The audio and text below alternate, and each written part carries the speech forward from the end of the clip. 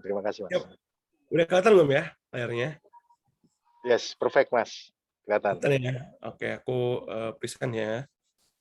Oke. Sebentar. Selamat siang teman-teman sekalian. Assalamualaikum warahmatullahi wabarakatuh. Wah, udah ada belasan ya, udah lumayan nih. Teman-teman apa kabarnya nih? Gitu sebelum kita mulai, mungkin kalau ada yang bisa nyalain video, dinyalain gitu ya, biar kita enak gitu diskusinya. Santai aja. Ini hari Sabtu, jadi nggak perlu serius-serius banget. Karena kan ini juga apa namanya? Ya ngobrol-ngobrol santai aja. Jadi kalau teman-teman ada pertanyaan, monggo ditanyakan aja di chat atau mungkin raise hand atau mungkin nanti bisa langsung slide juga nggak masalah sih. Gitu. Ya, silakan Mas Teguh bisa di open cam ya. Di sini Ya, ada Mas Pandra juga ini. Ya. yang Terus bisa open cam. Mbak Revisya, Mbak Anissa, Mas Hanif, Mas Arlian ya. Ini Mas dari Fahmi, mana semua nih? Mas, Dari Lampung semua atau gimana nih? ini campur kayaknya. Sebagian Lampung, sebagian luar dia, Mas. Ini Mas Waduh. Fahmi, Tera dia. Wah, Ada Mas Mas Rajib Badrut sampai ini. hafal ya? Alhamdulillah ada sedikit loyalitas kalau dari kampus ya, Mas. Oh, Murid-murid yang mau belajar terus ya. mantap, Mbak mantap, Angela, mantap. ya. Oh, ada yang dari Kalbar, mantap, mantap, mantap, luar biasa. Betul, betul, betul. Lagi zaman kayak sekarang udah nggak ada lagi ya batasan daerah, udah nggak ada berjarak gitu ya. Oke, aku mulai aja. Sebelum kita ngobrol terlalu jauh gitu ya, katanya biar kalau kata orang Indonesia kan tak kenal maka tak sayang gitu ya. Perkenalan dulu, tadi aku udah bilang juga, udah sempat ngobrol masalah nama aku Gurun Eva Daran, biasa dipanggil Gurun gitu ya. Ada yang nanya kok namanya agak unik gitu ya. Sebenarnya itu ada artinya gitu. Gurun itu dataran yang luas, dataran pasir yang luas. Nevada itu negara bagian di Amerika, USA gitu ya. Daran itu salah satu provinsi di Arab Saudi. Jadi ini doa dari orang tua aku biar aku memiliki pengetahuan yang luas kayak orang Amerika gitu ya, tapi iman yang kuat kayak orang Arab. Tapi walaupun begitu, harapannya tetap rendah hati seperti butiran debu di gurun pasir gitu. Luar biasa ya arti namanya ya. Kalau udah kecapai atau belum tahu. Semoga aja udah gitu ya. Oke, sekarang kerja sebagai senior product manager di Shipper. Shipper itu startup gitu ya. Kita udah series B gitu. Kita fokusnya di area logistik. Main fokus kita ada dua, ada agregator sama ada warehouse gitu ya. Terus aku udah punya 8 tahun experience di area product management gitu ya.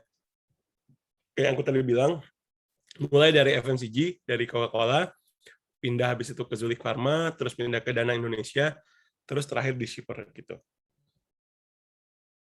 Oke, akhir-akhir ini sering banget baca buku, masih suka baca buku gitu ya, walaupun digital lewat Kindle gitu ya. Suka baca-baca tentang data, tentang digital marketing, selain tentang produk ya pastinya ya. Terus juga masih suka ngoding lah, ngoding tapi nggak yang ngoding ngoding yang bener-bener hard skill gitu banget ya. Akhir-akhir ini cuma ngodingnya di ini aja sih, scripting aja sih gitu. Dan suka banget modeling machine learning. Jadi kalau misalnya lagi belajar apa, dikasih tahu nih, oh ada ML-nya model kayak gini nih, terus langsung aku coba implementasiin gitu. Suka banget traveling gitu ya, biasanya setahun sekali akan jadwalin jalan-jalan kemana-mana gitu. Cuman karena lagi lagi pandemi gitu ya, jadi ditahan dulu hasrat ingin liburannya gitu ya. Udah 2 tahun nggak kemana-mana, tapi ya harapan kita semoga dalam waktu dekat kelar ya pandeminya, jadi kita bisa jalan-jalan lagi. Mimpi aku masih sama, masih pengen bisa lihat aurora. Belum kesampaian sampai sekarang gitu. Kalau mau membuktikan apakah omongan atau ceritaku benar, bisa cek ya di LinkedIn itu ya, LinkedIn Guru Nevada gitu. Tahu Instagramnya juga sama Guru Nevada kalau teman-teman mau lihat. Cuman kalau Instagram banyak hal yang nggak penting gitu ya, banyak kan meme-meme aja di situ sama album foto. Kalau mau lihat yang penting-penting materi-materi pelajaran, materi apa bisa cek di LinkedIn-nya sih. Gitu. Oke. Aku akan lagi. Jadi aku biasanya kalau mulai cerita gitu ya, bisa pakai sebuah cerita lah yang relate dengan materinya. Hari ini kita lagi bahas masalah product management gitu ya. Teman-teman di sini ada yang udah pernah belum nonton film Top Secret, The Billionaire? Ini film tahun 2011 gitu. 2011 itu berarti aku masih kuliah semester 5 gitu. Waktu itu Indonesia lagi ngeblok film dari Hollywood. Jadi semua isi dari bioskop Indonesia waktu itu filmnya film Indonesia sama film Thailand gitu. Jadi kayak yang A Little Crazy apa sih? A Little Crazy Little Tip Call Love, terus ada apa namanya cerita yang tentang band itu Succeed gitu ya. Itu salah satu film yang waktu itu aku suka banget gitu. Sama film-film India waktu itu yang kayak Three Idiots gitu. Nah, di film Top Secret ini dia menceritakan seorang entrepreneur gitu ya, entrepreneur muda gitu ya. Even dari zaman dia SMA dia bisa menghasilkan uang gitu ya. Dan dia melalui jalan yang terjal sampai akhirnya dia bisa sukses di akhir itu, di akhir ceritanya gitu. Dia mulai dari jualan apa namanya items di game online sampai akhirnya di band. Ketika dia di band dia berpikir cara lain, dia jualan kacang, dari jualan kacang itu sempat sukses dikit, terus ternyata dia ketemuin kegagalan lagi, diusir dari mallnya, dari sana dia ganti lagi usahanya, dia jualan apa namanya, dia ngelihat wah ini ada peluang bisnis nih dari jualan apa namanya rumput laut, tapi dia coba terus sampai semua uangnya habis, sampai akhirnya dia baru menemukan resep yang benar di percobaan terakhirnya dari rumput laut itu. Tapi ternyata nggak sampai sana itu apa namanya produknya selesai. Ternyata waktu mau dibawa mau dijual, brandingnya nggak bisa nih, bentukannya terlalu besar, terus dari bungkusnya juga nggak terlalu menarik buat anak muda, nggak terlalu sesuai dengan marketnya zaman sekarang. Akhirnya dia ubah lagi pendekatannya, dia ganti packagingnya, dia ganti gambar brandingnya, sampai akhirnya dia masuk ke dalam 7-Eleven dan akhirnya sukses sampai sekarang gitu ya, Tokaido itu ya. Terus story katanya ya, si siapa namanya, si orang ini yang bikin Tokaido itu. Nah, dari cerita ini sebenarnya ada hal yang menarik gitu. Sebenarnya apa yang dia lakukan sebagai seorang entrepreneur itu mirip-mirip teman-teman sama dengan yang namanya product management gitu. Jadi apa sih sebenarnya product management gitu ya? Kalau secara simpelnya itu ya product management itu adalah bagaimana caranya kita memanage produk gitu ya. Itu kan bahasa secara bahasa ya, artinya kan adalah manage produk gitu ya. Tapi apa sih yang sebenarnya kita manage gitu ya? Maksudnya kenapa sih sampai seorang product manager itu dibutuhkan gitu. Nah, product manager ini teman-teman emang lagi hot dan booming banget akhir-akhir ini ya di zamannya startup gitu ya. Mungkin nanti aku bisa jelaskan kenapa gitu. Kok sekarang kok booming banget. Tapi sebenarnya product manager ini dari lama pun udah ada gitu. Walaupun produknya yang dipegang beda gitu. Waktu aku di Coca-Cola dulu, ada nggak product manager? Ada product manajernya gitu. Apa yang dipegang? Ya produknya bentuknya minuman. Coca-Cola, Fanta, Sprite, dan lain-lain gitu ya.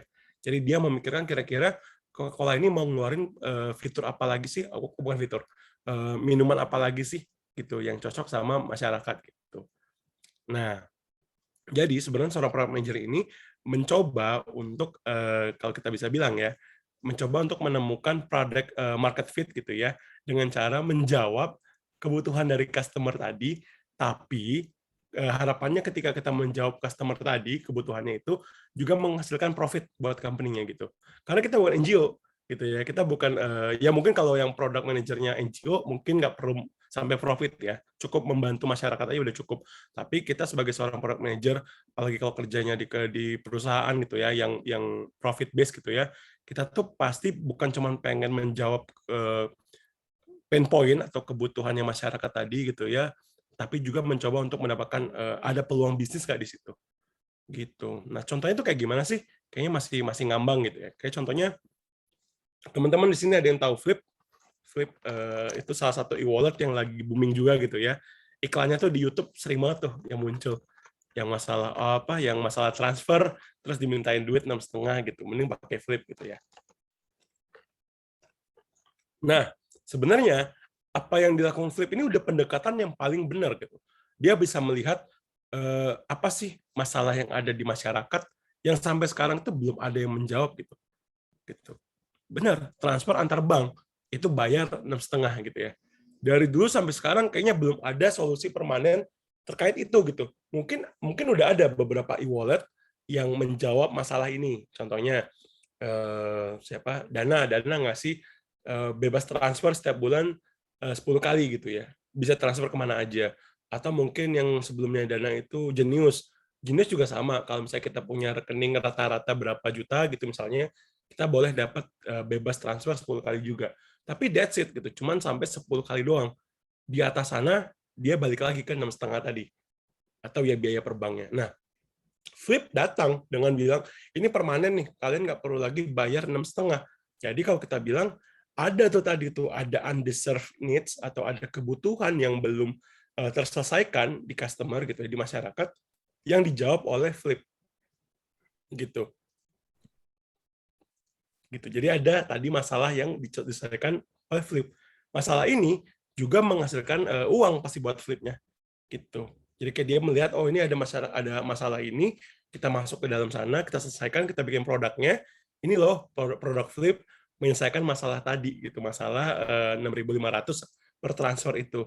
Gitu. Mending pakai kita, lebih murah, permanen, nggak ada batasan, dari Flipnya juga pasti dari sisi bisnisnya ngelihat itu ada apa peluang duit di sana gitu, ada peluang revenue. Gitu. Jadi nggak cuman ngebantu masyarakat aja, nggak ngebantu customer-nya aja, tapi juga dari sisi mereka juga dapat duit. Gitu. Nah sebenarnya inilah fokus utama dari product manager tadi teman-teman, menemukan product market fit gitu. Kayak memilih lah, bukan memilih sih. Kayak kita tuh ada yang pendekatannya kayak gini. Dia bikin sesuatu dulu, terus di deliver ke masyarakat, tapi ujung-ujungnya masyarakat nggak ada yang mau pakai karena dari masyarakat tuh nggak butuh. Contohnya kayak gimana? Kayak Google Glass gitu ya. Google Glass itu kan sebenarnya dari sisi teknologi keren banget gitu ya.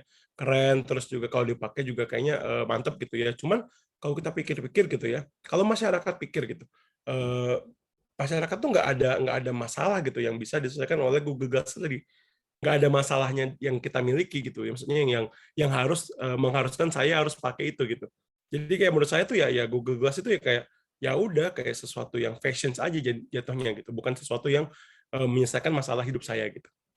Ada pendekatan kayak gitu. Nah, tapi kenapa tadi aku bilang ketika kita melakukan pendekatannya dari top bottom, dari top bottom gitu ya, dari kita seorang product manager bikin produk terus kita deliver, kita push ke masyarakat, itu biasanya kegagalannya sangat tinggi rate-nya.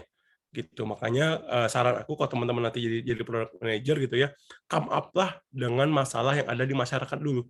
Gitu. Tes dulu hipotesisnya. Bener nggak sih ini ada masalah ini di masyarakat gitu. Terus kira-kira kalau kita punya ide ini, kira-kira masyarakat mau pakai nggak gitu.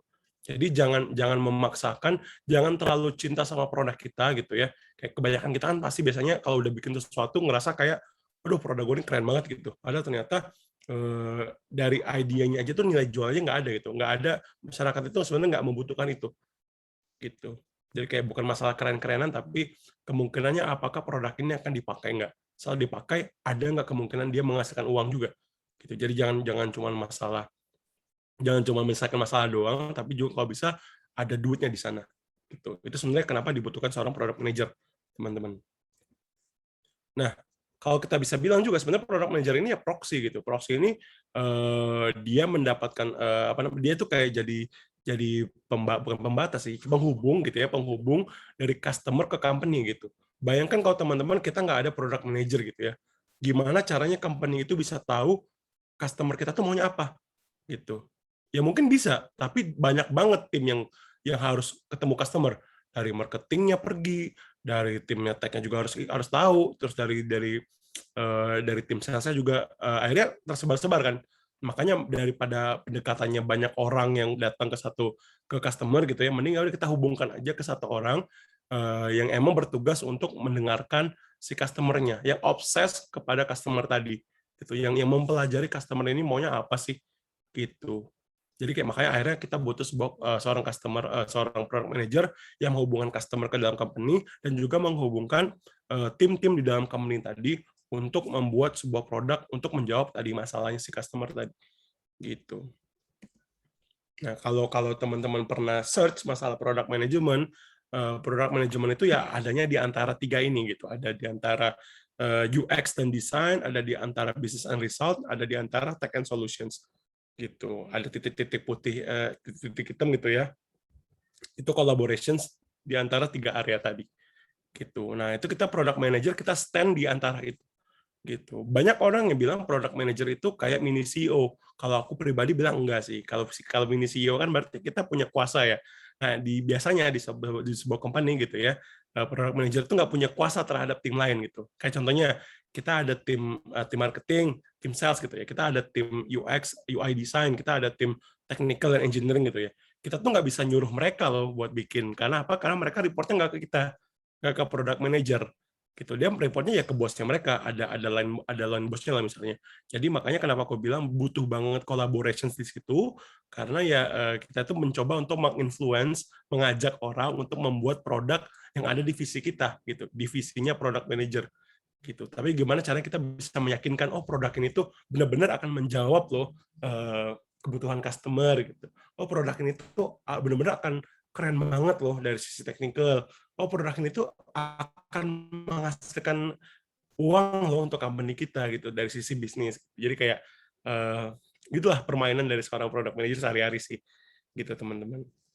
Nah, ada juga skill analytical gitu. Analytical ini untuk membantu kita analisis dan juga membantu kita data driven. Jadi jangan sampai kita bergerak gitu ya sebagai seorang product manager ketika kita mau membangun sebuah produk nggak jelas gitu dasarnya apa dan arahnya mau kemana gitu. Itu yang makanya di sini aku juga taruh ada analytical gitu. Nah, untuk formasi untuk apa namanya posisi sendiri skillnya itu biasanya kalau misalnya masih yang individual kontributor itu biasanya akan fokusnya ke kiri yang operasional, tapi kalau misalnya teman-teman nanti berkarirnya udah bagus atau mau menjadi lebih ke arah manajer gitu ya, lebih ke arah product manager atau lead gitu ya, itu lebih butuhkan yang kanan sih, strategic sama leadership gitu. Nah, ini keseharian dari seorang product manager teman-teman, biasanya kita punya cycle ini gitu ya, mungkin ada yang berbeda tapi kurang lebih rata-rata mayoritas kerjanya mirip kayak gini gitu ya. Kita mulai dari biasanya kita ada riset yang tadi aku bilang, kita melakukan riset, kita ngumpulin data, kita ngelihat sekarang itu kita tuh gimana sih keadaannya, company tuh kayak gimana, market tuh kayak gimana, even customer tuh kayak gimana gitu. Jadi kayak kita harus, kan aku dibilang tadi di awal, kita tuh harus obsesi banget pada customer kita. Kita tuh harus tahu customer kita tuh sekarang ngapain sih, terus dia masalahnya dia apa sih, gitu. Dan dari sana kita bisa bilang, oh ternyata masalahnya tuh ada di sini, sini, sini, sini. Mana yang mau kita selesaikan? Mana yang kira-kira ada peluang bisnis di sana gitu. Nah dari sana baru kita bilang oh kita ada ideations gitu, kita ada ide-ide untuk menyelesaikan permasalahan customer tadi gitu. Nah biasanya pendekatan yang kita pakai gitu ya, kalau aku pribadi bisa pakai design thinking lah untuk melakukan itu riset dan ideations itu. Terus dilanjutkan dengan plan dan prioritize gitu, karena biasanya company kita itu terbatas gitu ya resource-nya untuk ngedevelop fitur. Makanya kita harus planningin kira-kira kita mau menyelesaikan masalah customer yang mana dulu. Karena kan pasti banyak tuh masalahnya, mungkin yang A, B, C, D. Gitu. Sama kita harus memikirkan mana sih yang harus kita selesaikan dahulu, mana yang impact-nya paling gede, mana yang effort-nya paling kecil. Jadi kayak kita mencoba memprioritaskan itu. Karena kita punya resource yang yang ada limitations-nya. Terbatas lah gitu tim tech kita gitu kan untuk develop itu, kecuali kalau perusahaannya mau udah gede banget dan nggak ada batasnya gitu ya itu bebas lah mau langsung dikerjain semua juga boleh. Cuman kalau kebanyakan kalau yang mau tahu di startup gitu ya, even yang udah settle pun pasti ada batasan resource itu sih. Jadi kayak nggak bisa ngedevelop semuanya di saat satu waktu bersamaan. Jadi kita harus pinter-pinter memprioritasasikan gitu fitur-fitur ataupun solusi yang mau kita develop gitu. Nah, terus dilanjutkan dengan desain dan implementation-nya. Jadi ini kita udah ngomongin masalah delivery ya teman-teman, kita udah ngomongin gimana caranya kita mendeliver produk kita, fitur tadi, solusi tadi terhadap masalah tadi gitu ya. Nah, zaman sekarang udah biasa banget pakai agile method gitu. Jadi kita bikin tes, launch produknya kalau kata Mas Ricif tadi, perusahaan yang bagus itu biasanya sebulan udah bisa dua kali apa namanya testing gitu ya, memastikan benar nggak sih hipotesisnya mereka untuk menjawab permasalahan tadi. Itu benar. Jadi kayak kita step 2, misalnya kayak contohnya kita punya sekali sprint development itu 2 minggu gitu ya. Jadi setiap 2 minggu sekali kita keluarin tuh fitur, bukan fitur sih, versi produk. Nah versi produk ini kita akan tes gitu, kita akan tes ke masyarakat atau ke customer, benar nggak sih yang hipotesis yang kita bangun di fitur atau di versi itu menjawab masalah yang kita set sebelumnya. Kalau benar berarti nanti kita baru deploy ke semua customer, semua user kita. Kalau enggak berarti kita tarik, kita benerin dulu nanti kita tes lagi gitu. Nah, itu berputarnya itu terus-menerus, teman-teman. Nah, kenapa kok sekarang product manager itu sangat sangat booming gitu ya? Karena cycle-nya ini bisa lebih cepat, teman-teman. Gitu. Mungkin setiap 2 minggu sekali bisa dilakukan cycle ini. Gitu. Karena bisa lebih cepat. Kalau dulu waktu zaman-zaman produknya bukan produk digital, kayak tadi contohnya Coca-Cola, produknya kan minuman ya. Itu kalau kita mau bikin minuman baru, itu cycle-nya lama, teman-teman. Bisa setahun, 2 tahun. Kenapa? Yang pertama, kita harus menentukan ingredientnya dulu, kita harus bikin packagingnya. Belum tentu mesin buat bikin botolnya itu bisa buat botol yang baru, belum tentu juga apa namanya fillernya atau ya mesin-mesinnya itu bisa berjalan dan menghasilkan produk yang baru. Bisa jadi kita harus bikin apa namanya filling machine yang baru, mesin-mesin produksi yang baru. Jadi kayak banyak banget step by step-nya. Dan itu bisa lama banget, bisa setahun sampai 2 tahun baru bisa gitu. Jadi kayak dan investment-nya pun gede banget gitu. Nah, berbeda dengan zaman sekarang ketika produknya udah bentukan digital gitu. Ini investasinya lebih kecil, terus juga cycle-nya bisa lebih cepat gitu. Dan kita bisa melakukan apa namanya testing hipotesisnya juga jadi lebih cepat gitu. Jadi kalau misalnya gagal nih, ya udah kita bisa track, bisa terus habis itu kita improve lagi, habis itu 2 minggu lagi bisa kita lempar lagi. Itu untuk dites lagi sampai akhirnya menemukan ini loh solusi yang tepat dari masalah tadi. Gitu. Nah, makanya kenapa zaman sekarang product manager sangat dibutuhkan karena ya ini zaman sekarang itu untuk digital produk cycle-nya ini sangat cepat banget. Jadi kalau nggak ada seorang orang yang benar-benar fokus gitu ya, bukan memimpin sih, mengapa ya namanya, memfasilitate semua ini gitu ya, ya nanti nggak fokus gitu. Apa namanya product management atau product development-nya gitu. Itu dari product management cycle-nya. Gitu. Mungkin ada pertanyaan dulu sebelum aku lanjut terkait kira-kira apa aja sih yang dibutuhkan oleh seorang product manager gitu ya biar bisa teman-teman ketika aku pengen jadi product manager nih gitu apa sih yang harus aku punya gitu atau nanti kira-kira ngapain aja sih sebagai product manager. Mungkin ada pertanyaan dulu sebelum aku maju kali. Iya, luar biasa, Mas. Mata saya sampai nggak kedip nih, nggak air nih. Ini ada pertanyaan gitu lah, Mas, dari Yoga ya. Betul. Nah, jadi terima kasih buat Mas Yoga ya. Saya ingin tanya, Pak, saya pernah dengar jika seorang PM diambil dari engineer yang hebat, kita tidak hanya jadi memiliki PM yang belum berpengalaman, tapi juga kehilangan engineer yang hebat. Pertanyaannya, apakah seorang product manager itu kebanyakan selalu diambil dari engineer? Silakan.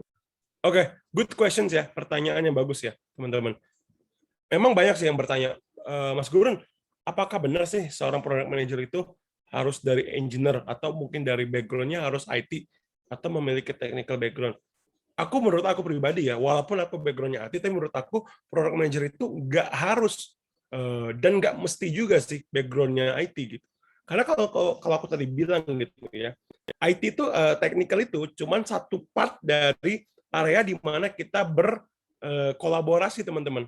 Masih ada area bisnis, masih ada area UX, dan aku juga bisa lihat berdasarkan pengalaman aku selama ini, nggak mesti kok, banyak juga kok product manager background-nya itu nggak ada nyambung-nyambungnya even sama bisnisnya. Contohnya waktu aku di Dana, temen aku ada kok yang background-nya kelautan, terus ada juga yang area pertanian gitu, tapi produknya keuangan, nggak ada nyambung-nyambungnya sama sekali kan. Dan mereka sukses nggak jadi product manager? Sukses gitu. Karena ya itu nggak dibutuhkan sebenarnya skill-skill itu. Dibutuhkan ya kalau misalnya kita punya background bagus gitu ya, akan membantu kita dalam pekerjaan sehari-hari. Tapi itu pun cuma sepertiga lah minimal, cuma sepertiga lah maksimal dari semua itu gitu. Jadi walaupun kita nggak punya background-nya ya udah nggak apa-apa gitu, masih bisa survive kok gitu. Tapi ya kita punya PR yang lebih gede dibandingkan teman-teman yang punya background. Misalnya, ada yang come up dari background-nya bisnis gitu ya, dia mungkin sekolahnya manajemen, berarti dia memiliki pengetahuan lebih di area yang merah gitu. Tapi dia warna hijau sama biru kurang. Apa yang harus dilakukan? Ya dia harus belajar masalah yang hijau sama yang warna biru. Begitu juga kalau background-nya dari psikologi gitu. Berarti dia dari sisi hijaunya, dari sisi birunya lebih bagus. Tapi dari sisi merah sama hijaunya dia kurang. Ya dia belajarin. Misalnya aku dari sisinya background-nya IT gitu ya. Aku mungkin bagus di bagian hijau gitu ya. Tapi apa yang aku lakukan? Ya aku akan tetap belajar tentang yang merah sama yang biru gitu. Karena kalau enggak nanti ya akan timpang gitu. Pengetahuan itu akan timpang. Kenapa? Karena ya ilmu yang aku punya pun nggak akan kepake. Aku nggak akan ngoding gitu ya. Aku nggak akan ngoding. Tapi apa yang bisa aku bisa pakai dari ilmu aku, contohnya background aku IT, aku bisa tahu kira-kira, oh kalau untuk mau bikin fitur kayak gini, butuhnya tuh segini Mendes doang loh. Karena kita bisa tahu ini tuh gampang atau sulit gitu. Oh mungkin kalau dari sisi UX misalnya ada yang backgroundnya psikologi ya, itu ketika dia menganalisis apa namanya customer user experience-nya, dia mungkin bisa lebih nangkep, oh ini tuh pernah dipelajarin ini dulu nih. Hal-hal kayak gini tuh kejadian karena manusia tuh trendnya kayak gini loh behavior-nya gitu. Atau mungkin kalau yang dari bisnis ngerasa kayak, oh kita bisa bikin bisnis modelnya kayak gini, ini jauh lebih menguntungkan dibandingkan versinya kita jual sekali pakai doang gitu. Jadi kayak ada POV yang berbeda sih menurut aku. Nah, ketika kita udah menjadi seorang product manager gitu ya, ya nanti aku akan jelaskan sih ada options mau kayak gimana gitu product manajernya gitu ya. Tapi dasarnya ketika kita baru sebagai product manager, kita harus mencoba menjadi seorang generalis gitu. Walaupun menurut aku pengetahuan yang kita punya di bagian merah, biru dan hijau tadi nggak mesti dalam gitu ya. Gitu. Tapi itu sebenarnya tergantung lagi terhadap rekan-rekan kerja kita sih di company itu. Kalau misalnya contohnya waktu aku di Dana, itu menurut aku sebagai product manager pengalaman aku yang paling dimanjain. Kenapa? Tim UX-nya bagus banget, tim tech-nya bagus banget, tim merah juga bagus banget. Jadi kayak aku sebagai product manager nggak perlu hands on banyak di daerah sana. Gitu. Cuman kalau misalnya aku sebelumnya itu ngerasa kan waktu aku di Coca-Cola dulu, tim tech aku dia masih baru nih. Jadi apa yang harus aku lakukan? Ya aku harus belajar lebih banyak lagi di area hijau gitu. Karena aku harus mungkin lebih aktif lah memberikan ide-ide atau kira-kira pendekatan untuk menyelesaikan masalah gitu. Atau mungkin dari tim mungkin sekarang di Shipper gitu ya. Mungkin dari sisi UX-nya masih agak kurang mungkin ya. Tapi jadi aku di sana akan melakukan ya belajar kira-kira apa sih yang bisa diimprove dari sisi UX gitu. Jadi kayak sebenarnya ya kita sebagai seorang product manager kan tadi kan kita udah tahu tuh, kita harus obses kepada customer kita. Jadi kita pengen mencoba menyelesaikan masalah customer dengan mendeliver solusi ataupun produk yang ya bukan cuma menyelesaikan masalah itu tapi juga deliver benefit ke company ya. Nah, itu sebenarnya tujuan dari kita kan. Nah, apapun yang dibutuhkan untuk deliver itu ya harus kita lakukan. Kalau ternyata tadi mengharuskan kita belajar UX, pelajarin. Mengharuskan kita belajar technical, pelajarin. Mengharuskan kita belajar tentang yang bisnis dan riset, pelajarin. Jangan sampai ada blocker di sana. Gitu. Itu yang aku pegang sih. Itu jangan sampai kayak oh ini kita tim bisnis kita nggak ngerti nih mau ngapain. Ya udah, kalau emang dari tim bisnisnya agak-agak kurang gitu ya skillnya, ya kita yang cover. Oh ini dari tim tech-nya agak-agak pasif nih. Ya udah, berarti kita yang harus coba lebih aktif. Oh ini dari tim UX-nya desainnya agak-agak kurang up to date nih dengan zaman sekarang. Ya udah kita yang harus cover itu. Jadi kayak do whatever we can atau we need to do gitu ya untuk achieve yang tadi aku bilang sih, untuk deliver produk ke customer kita gitu. Jangan sampai ada blocker itu sih. Gitu. Capek nggak ya? Capek gitu. Makanya kenapa aku bilang tergantung lagi dari company-nya ya mungkin untuk company baru ya akan lebih banyak kerjaannya dibandingkan ketika kita udah yang company-nya udah lumayan gede, udah mulai settle. Tapi ya justru di situ challenge-nya sih. Jadi kita akan belajar banyak banget. Di saat orang lain mungkin fokusnya ke bidangnya dia doang, kita belajar banyak hal.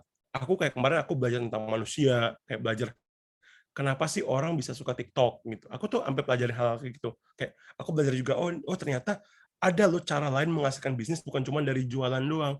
Gitu. Oh kenapa sih orang zaman sekarang pada banyak pakai tipenya subscription gitu misalnya. Atau mungkin kenapa sih Netflix dia meng-auto cancel orang-orang yang udah nggak nonton lama gitu. Itu kan rugi. Nah, tapi itu ada jawabannya.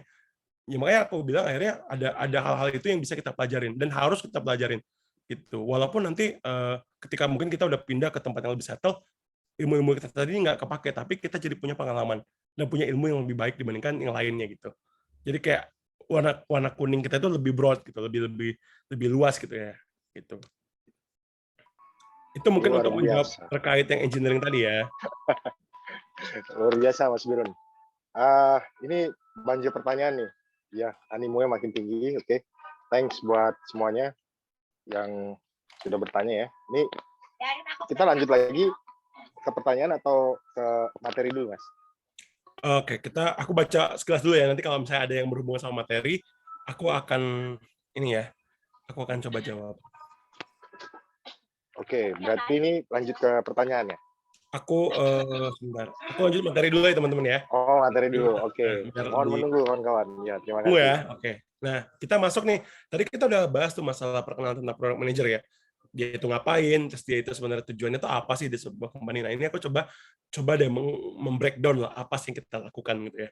Oke. Nah, oke, ini ada meme ya, ini dari Dan Olsen gitu ya, penulis Lean Startup gitu ya tentang product manager. Jadi ada kalau teman-teman pernah tahu ya, Spider-Man itu kan ada moto ya, with great power comes great responsibility ya. Gitu. Sedangkan di product manager itu kita yang gue bilang, with great responsibility comes no power. Karena kita tuh kita nggak punya tim, semua orang itu kerja dengan atasannya mereka lah. Kita tuh cuman kayak peer aja sih buat mereka. Nah, gimana cara kita bisa meyakinkan mereka ini loh yang harus kita kerjakan gitu. Nah, oke. Aku pribadi, menurut aku yang paling penting skill yang harus dimiliki oleh product manager itu prioritizations. Ini mungkin salah satu yang paling penting ya, gitu. Salah satu. Bukan berarti cuman ini, tapi ada salah satu, ada yang lainnya juga. Nah, prioritization menurut aku kuncinya banget nih teman-teman. Karena apa? Karena resource kita terbatas. Jadi kita tuh harus bisa deliver sesuatu yang tepat, bukan cuma tepat guna, tepat daya, tepat waktu juga. Itu percuma kita bikin sesuatu yang menjawab pertanyaan dari customer, tapi udah kedahuluan jauh sama kompetitor kita. Gitu. Udah kalau katanya cinta itu mading udah terbit, udah basi gitu ya. Jadi kayak ya itu makanya kita tuh harus pintar-pintar untuk memprioritisasikan. Kalau aku pribadi ini 4 cara yang biasa aku pakai. Yang pertama aku pakai Pareto. Pareto itu prinsip 80-20 biasanya prinsipnya mengatakan dari 100% isu gitu ya, sebenarnya tuh 80%-nya itu disebabkan oleh 20% root cause doang. Jadi kita cukup fokus menyelesaikan 20% itu untuk menyelesaikan 80% isunya tadi. Gitu. Itu rumus Pareto. Jadi ini yang menurut aku change my world banget ya teman-teman. Yang dulunya aku tuh kepikirannya aku harus selesaikan semua isu, malah ujung-ujungnya jadi time wasting gitu ya. Jadi kayak fokus dulu aja ke yang benar-benar root cause yang impact-nya gede gitu. Mungkin kalau kayak kita bisa bilang dari 100 customer misalnya, ini contohnya, dari 100 customer sebenarnya itu cuma 20 customer doang loh yang harusnya kita satisfy. Karena apa? Karena dari 20 itu biasanya itu dia udah 80% dari pembentuk revenue dari kantor kita. Gitu. Itu konsepnya Pareto. Gitu. Dan itu udah terbukti dan udah banyak yang pakai gitu. Ada yang bilang 80-20, ada yang bilang 70-30. Nah, terus aku bisa pakai Eisenhower. Eisenhower ini untuk menentukan mana yang important dan urgent. Gitu. Ini aku pisahkan kenapa? Karena ada beberapa hal yang emang sifatnya urgent dan important. Jadi walaupun effort yang dibutuhkan gede, tapi kita harus tetap dulukan itu. Contohnya ada kasus fraud gitu ya, atau mungkin ada bugs di mana yang menyebabkan fund loss atau kehilangan uang di aplikasi kita. Itu jadinya urgent dan important, harus diselesaikan. Walaupun effortnya gede, tapi tetap harus didahulukan. Atau mungkin yang berhubungan sama peraturan pemerintah. Misalnya peraturan pemerintah bilang, produknya harus kayak gini nih. Ya itu harus kita kerjakan duluan. Walaupun effortnya gede. Gitu. Karena dia important dan urgent. Gitu. Nah, terus yang nomor 3 ada peak chart.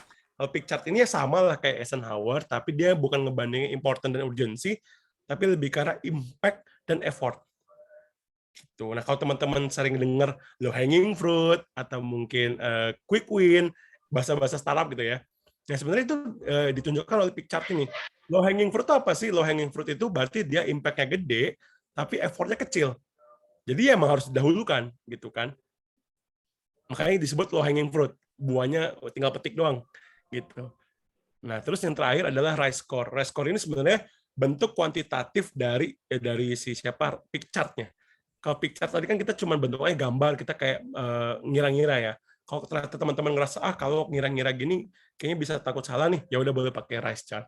Pakai rise scoring, sorry. Rise scoring sebenarnya sama sih, jadi dia cuma menghitung scoring tapi dari reach-nya berapa banyak user yang ke impact, terus ada I-nya itu adalah impact-nya gede banget, gede, sedang, kecil atau kecil banget, terus ada confidence, kita confidence enggak confidence banget atau mungkin sama sekali enggak confidence, terus ada effortnya gitu. Nanti akan ada scoringnya. Biasanya yang paling besar yang akan kita dahulukan, teman-teman.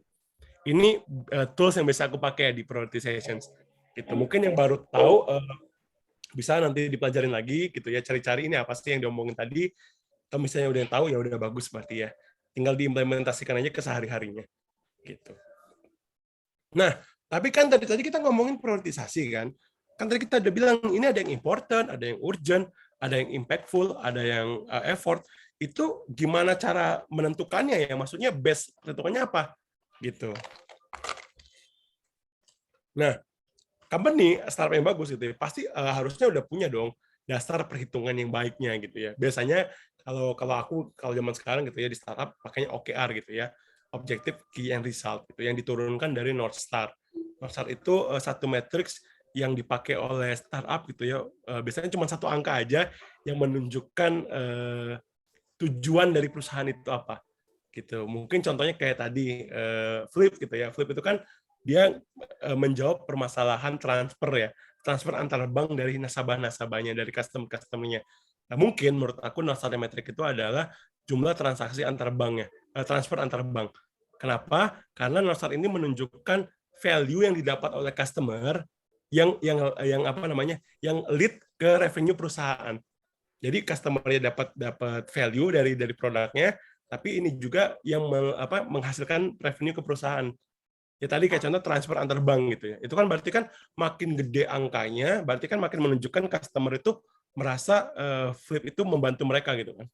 Sedangkan dari sisi bisnis ya makin gede makin gede si transfer antar bank tadi, makin gede juga revenue yang didapatkan Flip gitu. Nah, biasanya ini dipecah pakai Google Heart gitu ya. Kita bisa ngelihat dari sisi happiness-nya, dari engagement-nya, dari adoption-nya, dari retention-nya, dari success. Nah, tadi kan kita udah ngebahas masalah prioritisasi tuh. Nah, prioritisasi ini harusnya mengarah ke sini gitu. Jadi kayak mana sih yang harus kita dahulukan? Ya kita hitung aja mana yang paling impact-nya gede ke happiness, mana yang gedenya ke adoptions, mana yang gedenya ke engagement. Terus kita bandingkan kira-kira sekarang di quarter ini kita mau fokus yang mana dulu? Apakah fokus ke adoptions atau fokus ke retentions atau fokus ke happiness? Oh misalnya company kita fokusnya ke adoptions ya teman-teman. Oh berarti ya udah produk-produk yang tadi misalnya ya, oh ada produk nih effortnya kecil tapi impact-nya gede banget untuk adoption, ya harus duluan gitu. Karena emang fokusnya lagi bangun itu kan, lagi ngebangun adoptions. Gitu. Makanya prioritisasi ini harus berdasarkan sesuatu gitu. Gitu. Ini cuma salah satu contohnya aja sih. Ada beberapa matriks lain, contohnya Pirates metric gitu yang bisa dipakai untuk menentukan base dari perhitungan sukses matriksnya produk gitu. Nah, tadi kita udah bilang kita butuh prioritisasi, kita juga butuh base perhitungannya, dan kita juga harus punya data driven mindset, teman-teman. Gitu. Kenapa? Kalau kita nggak punya data driven mindset, apa yang kita rencanakan, apa yang kita banding-bandingkan tadi, itu nggak berdasarkan data. Semuanya pada berdasarkan opini pribadi atau bias. Gitu. Nah, bias ini sebenarnya menjadi salah satu momok paling menyeramkan buat seorang produk gitu.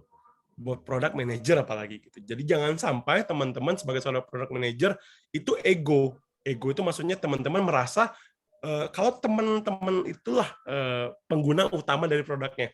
Jangan sampai teman-teman ngerasa teman-teman seorang PM gitu ya adalah pengguna produknya. Gitu. Pengguna produk yang mayoritas lagi. Jangan sampai kayak gitu teman-teman. Ada yang pernah bilang, product manager itu kayak dokter ginekologis cowok gitu. Jadi yang menggunakan layanannya bukan cowok kan, yang menggunakan layanannya ibu-ibu yang hamil gitu misalnya kan. Nah itulah perandaiannya. Jadi kayak PM itu harus berpikiran kalau kita itu ya tadi ginekologis cowok gitu. Kita tuh bukan user kita.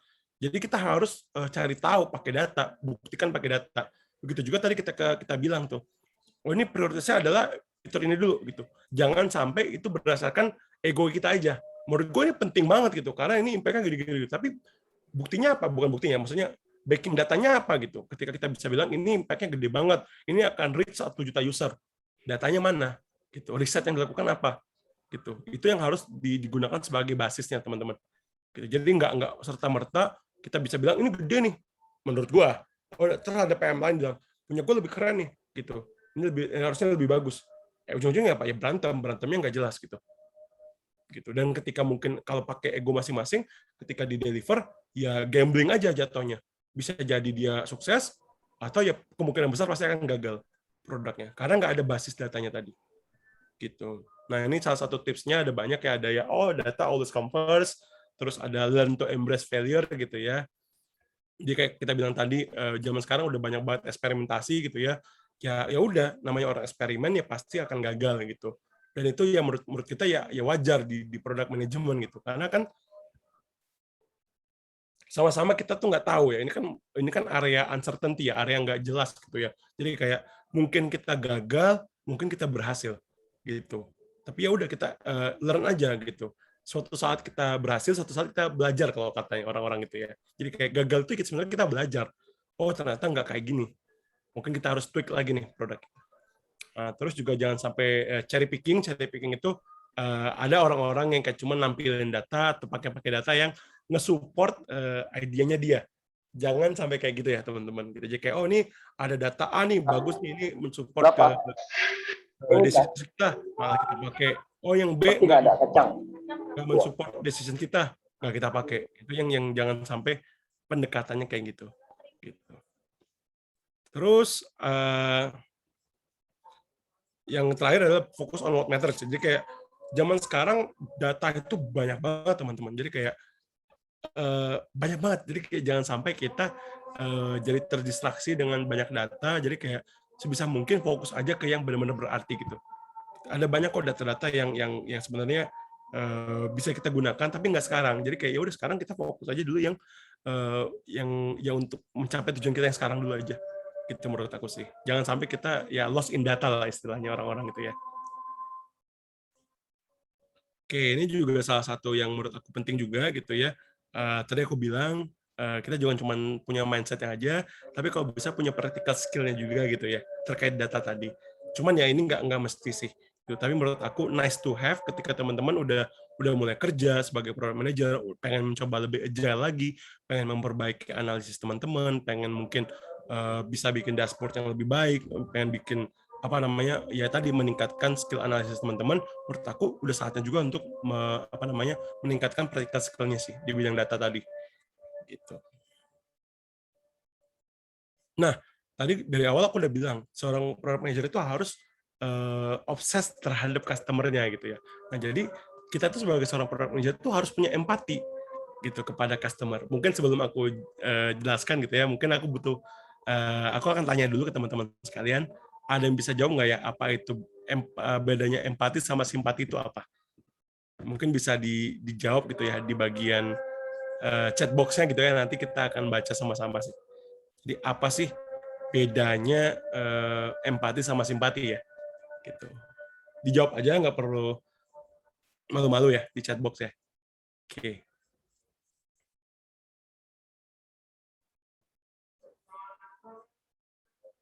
Aku tunggu 2 menit ya, sekalian nunggu azannya selesai dulu.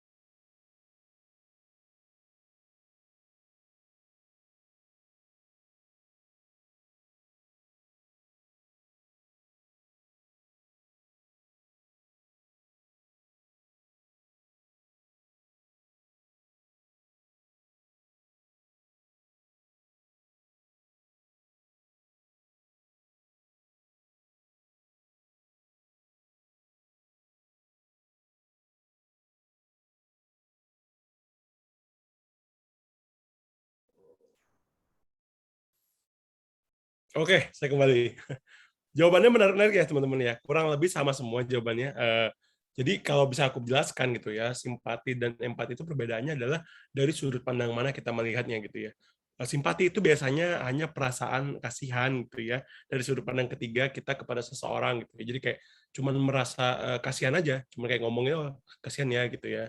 Gitu. Dan kalau empati itu bukan cuma merasa kasihan tadi, tapi juga merasakan dari sisi sudut pandang dia gitu. Kayak kita tuh menggunakan sepatunya dia kalau katanya orang Inggris gitu ya. put their shoes gitu ya. Jadi kita tuh bukan cuma pengen merasakan, tapi kita juga pengen membantu mereka keluar dari masalahnya itu gitu. Jadi kayak levelnya di sana sih perbedaannya. Empati lebih lebih lebih kuat lah daripada simpati tadi gitu. Jadi kayak ngelihat masalahnya dia itu dari sisi sudut pandangnya orang yang memiliki masalah itu. Nah, ini yang sangat perlu banget dimiliki oleh seorang product manager gitu, karena terkadang kita tuh, ya tadi aku bilang, kita tuh ego terhadap diri kita sendiri, kita tuh pengen membangun sebuah solusi yang keren, solusi yang mantep gitu ya, tapi ternyata sebenarnya dari sisi customer tuh nggak butuh itu.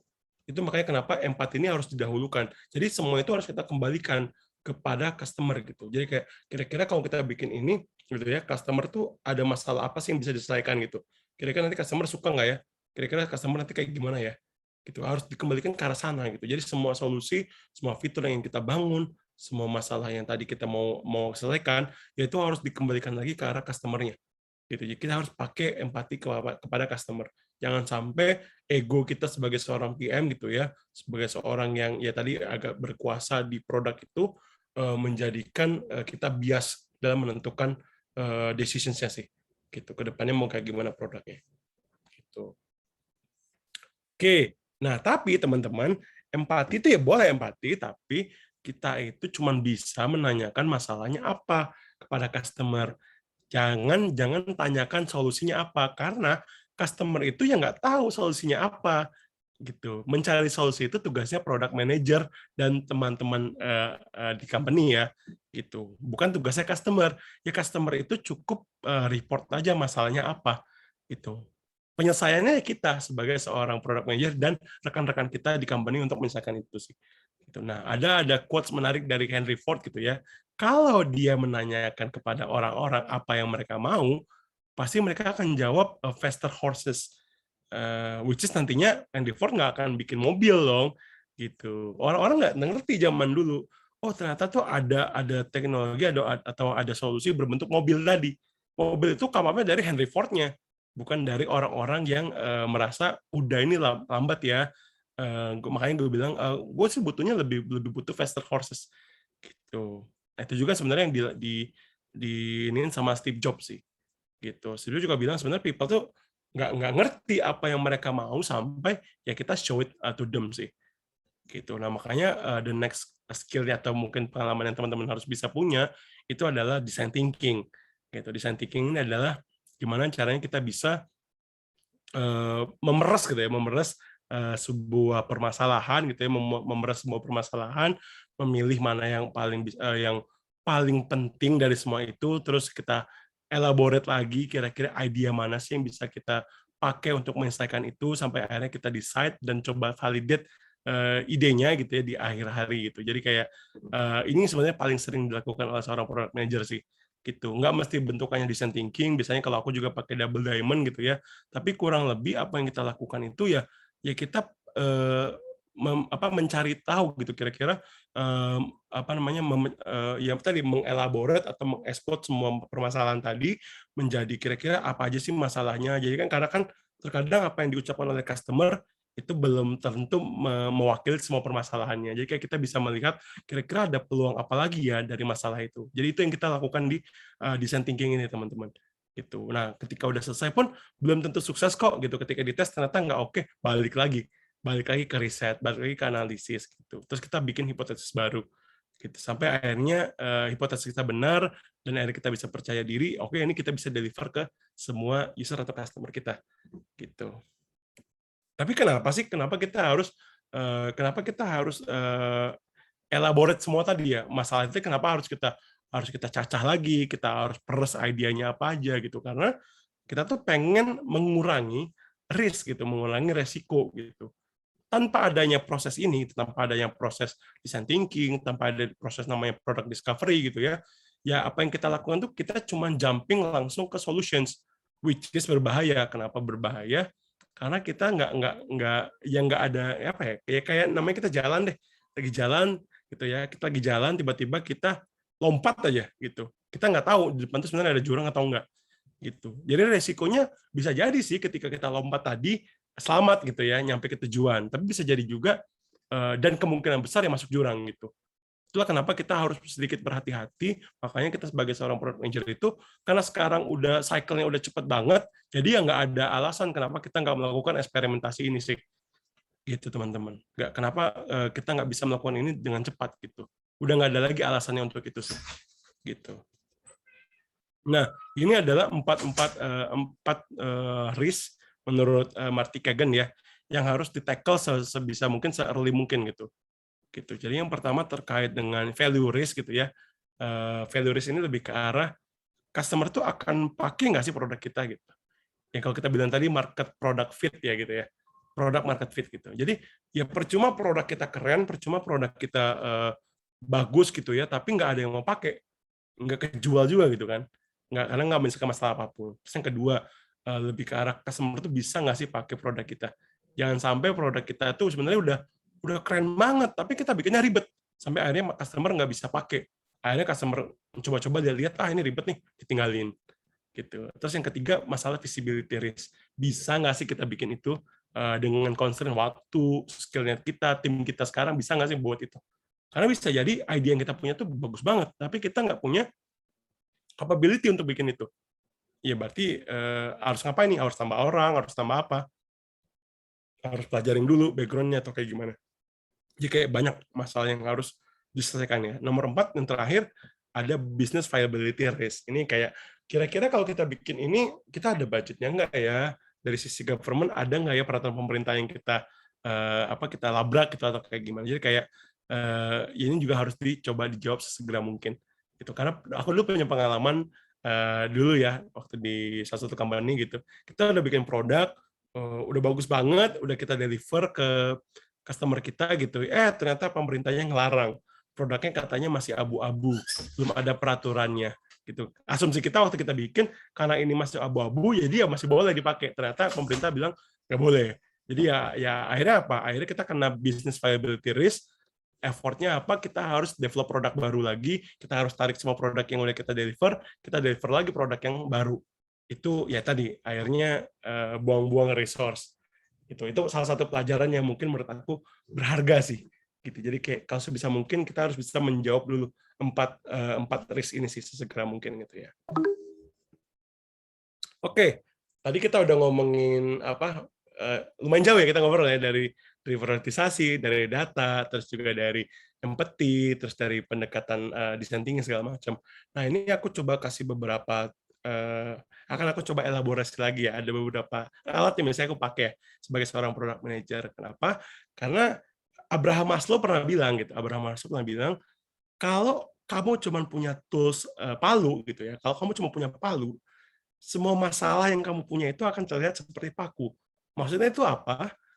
Ya kalau kita cuma bisa punya palu nih, ya mau itu bentukannya paku, mau dia itu bentukannya skrup ya, atau dia misalnya bentukannya apa lagi ya, kayak ya udah, karena kita cuma bisa punya palu, semua itu kita gebuk gitu kan, kayak kita palu gitu. Kayak contohnya kita cuma bisa pakai Excel gitu misalnya. Semua masalah itu akhirnya kita selesaikan pakai Excel. Padahal sebenarnya masalah database lebih gampang pakai SQL. Kalau kayak gini kayaknya lebih gampang pakai Python. Tapi kan kita cuma bisa pakai Excel, ya udah, akhirnya kita pakai Excel. Nah, jangan sampai kayak gitu teman-teman. Jadi jangan sampai teman-teman itu cuma punya satu arsenal doang di tempat persenjataan teman-teman gitu. Nah, jadi ya sebagai seorang product manager pun saya yang bilang ya oke lah kita nggak punya memiliki background IT, tapi yang bukan berarti kita nggak bisa belajar kan gitu. Bukan berarti kita harus stop learning gitu. Jadi ya udah mulai pelajarin lagi, mulai dari business flow dulu gitu ya. Karena banyak loh orang-orang yang nggak ngerti business flow itu kayak gimana, gambarinnya yang bagus itu kayak gimana, even kita aja belum bisa gitu. Jadi ya mulai dari sana dulu. Terus solution ini ya Wikipedia level juga udah cukup kok. Tapi yang penting kita ngerti ada solution kayak gini loh. Dia pros-nya kalau dipakai kayak gini, konsnya kalau dipakai lagi kayak gini. Ini pas banget kalau dipakai kondisi apa. Itu tuh perlu kita perlu update karena kita bekerja di area digital produk gitu ya. Jadi kita harus update dengan teknologi terbaru gitu. Karena kalau enggak sayang banget gitu. Kita pasti akan ketinggalan sama kompetitor kita. Gitu. Nah, begitu juga dengan tech options-nya. Ya kayak yang aku bilang tadi, zaman sekarang teknologi itu berkembangnya sangat cepat banget gitu. Jangan sampai kita ketinggalan ya teman-teman. Gitu. Dan yang paling penting juga zaman sekarang kayaknya Kayak contohnya tadi Mas Rejip udah bilang gitu ya, makin kesini udah makin banyak B2B, makin banyak banget integrations. Kayaknya zaman sekarang nggak ada produk yang stand alone sendirian. Even kayak shipper juga ada kerjasama sama e-wallet lainnya, payment gateway lainnya. Ada kerjasama dengan 3PL-nya lainnya juga. Jadi kayak bukan jarang sih, kayaknya udah sangat minim sekali sih produk yang dia berdiri sendiri aja, nggak ada integrasi sama sekali dengan yang lainnya. Gitu. Even kayak produk-produk di Apple Store gitu ya, pasti akan integrasi sama server Apple. Kalau yang punya sama Google pasti ada integrasi sama Google. Jadi kita sebagai seorang product manager juga harus ngerti gitu apa sih integrasi itu. Gitu. Ini yang menurut aku sangat-sangat practical skill banget ya. Teman-teman pasti akan pakai sih. Gitu. Ini teknikal nggak teknikal sih. Kita nggak ngoding. Ini menurut aku pengetahuan aja. Gitu. Dan ini sangat-sangat praktikal sekali di lapangan. Gitu. Nah, terus tadi kan kita bilang nih kita mau bikin produk, tapi produknya kayak gimana? Nah, ini salah satu juga pendekatan yang teman-teman bisa pelajarin itu namanya MVP gitu, minimum viable product gitu. Nah, ini salah satu contohnya. Ada dua approach A sama approach B gitu. Kalau aku bilang kalau kamu tanya nih teman-teman sebagai customer gitu ya.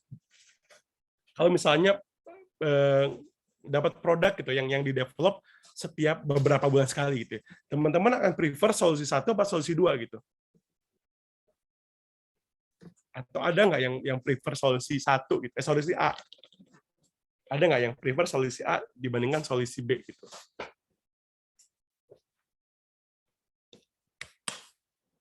Nggak ada yang jawab berarti nggak ada ya.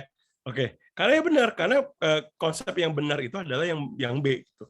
Jadi dia bikinnya benar, eksperimentasinya perlahan-lahan gitu ya, tapi bukan berarti bikinnya itu nggak langsung bisa dipakai sejak awal.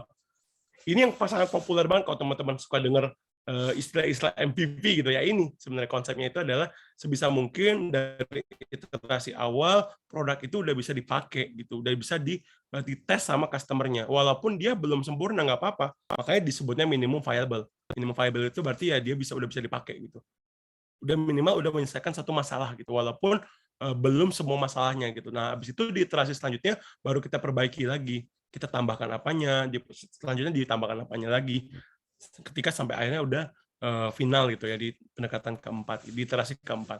Jangan pakai nomor 1, jangan pakai yang A. Kalau yang A kan berarti si customer nggak bisa tuh pakai yang ban dulu, terus ada sasisnya, terus ada bodinya doang gitu. Baru yang di 4 baru bisa pakai. Kenapa? Karena pendekatan yang A itu lebih riskan, lebih tinggi resikonya dibandingkan yang B. Gitu. Kalau yang B kita bisa langsung tadi kita bilang eksperimen gitu, kita bisa pastikan benar nggak sih pendekatan yang kita pakai ini, benar nggak sih solusi yang kita buat ini.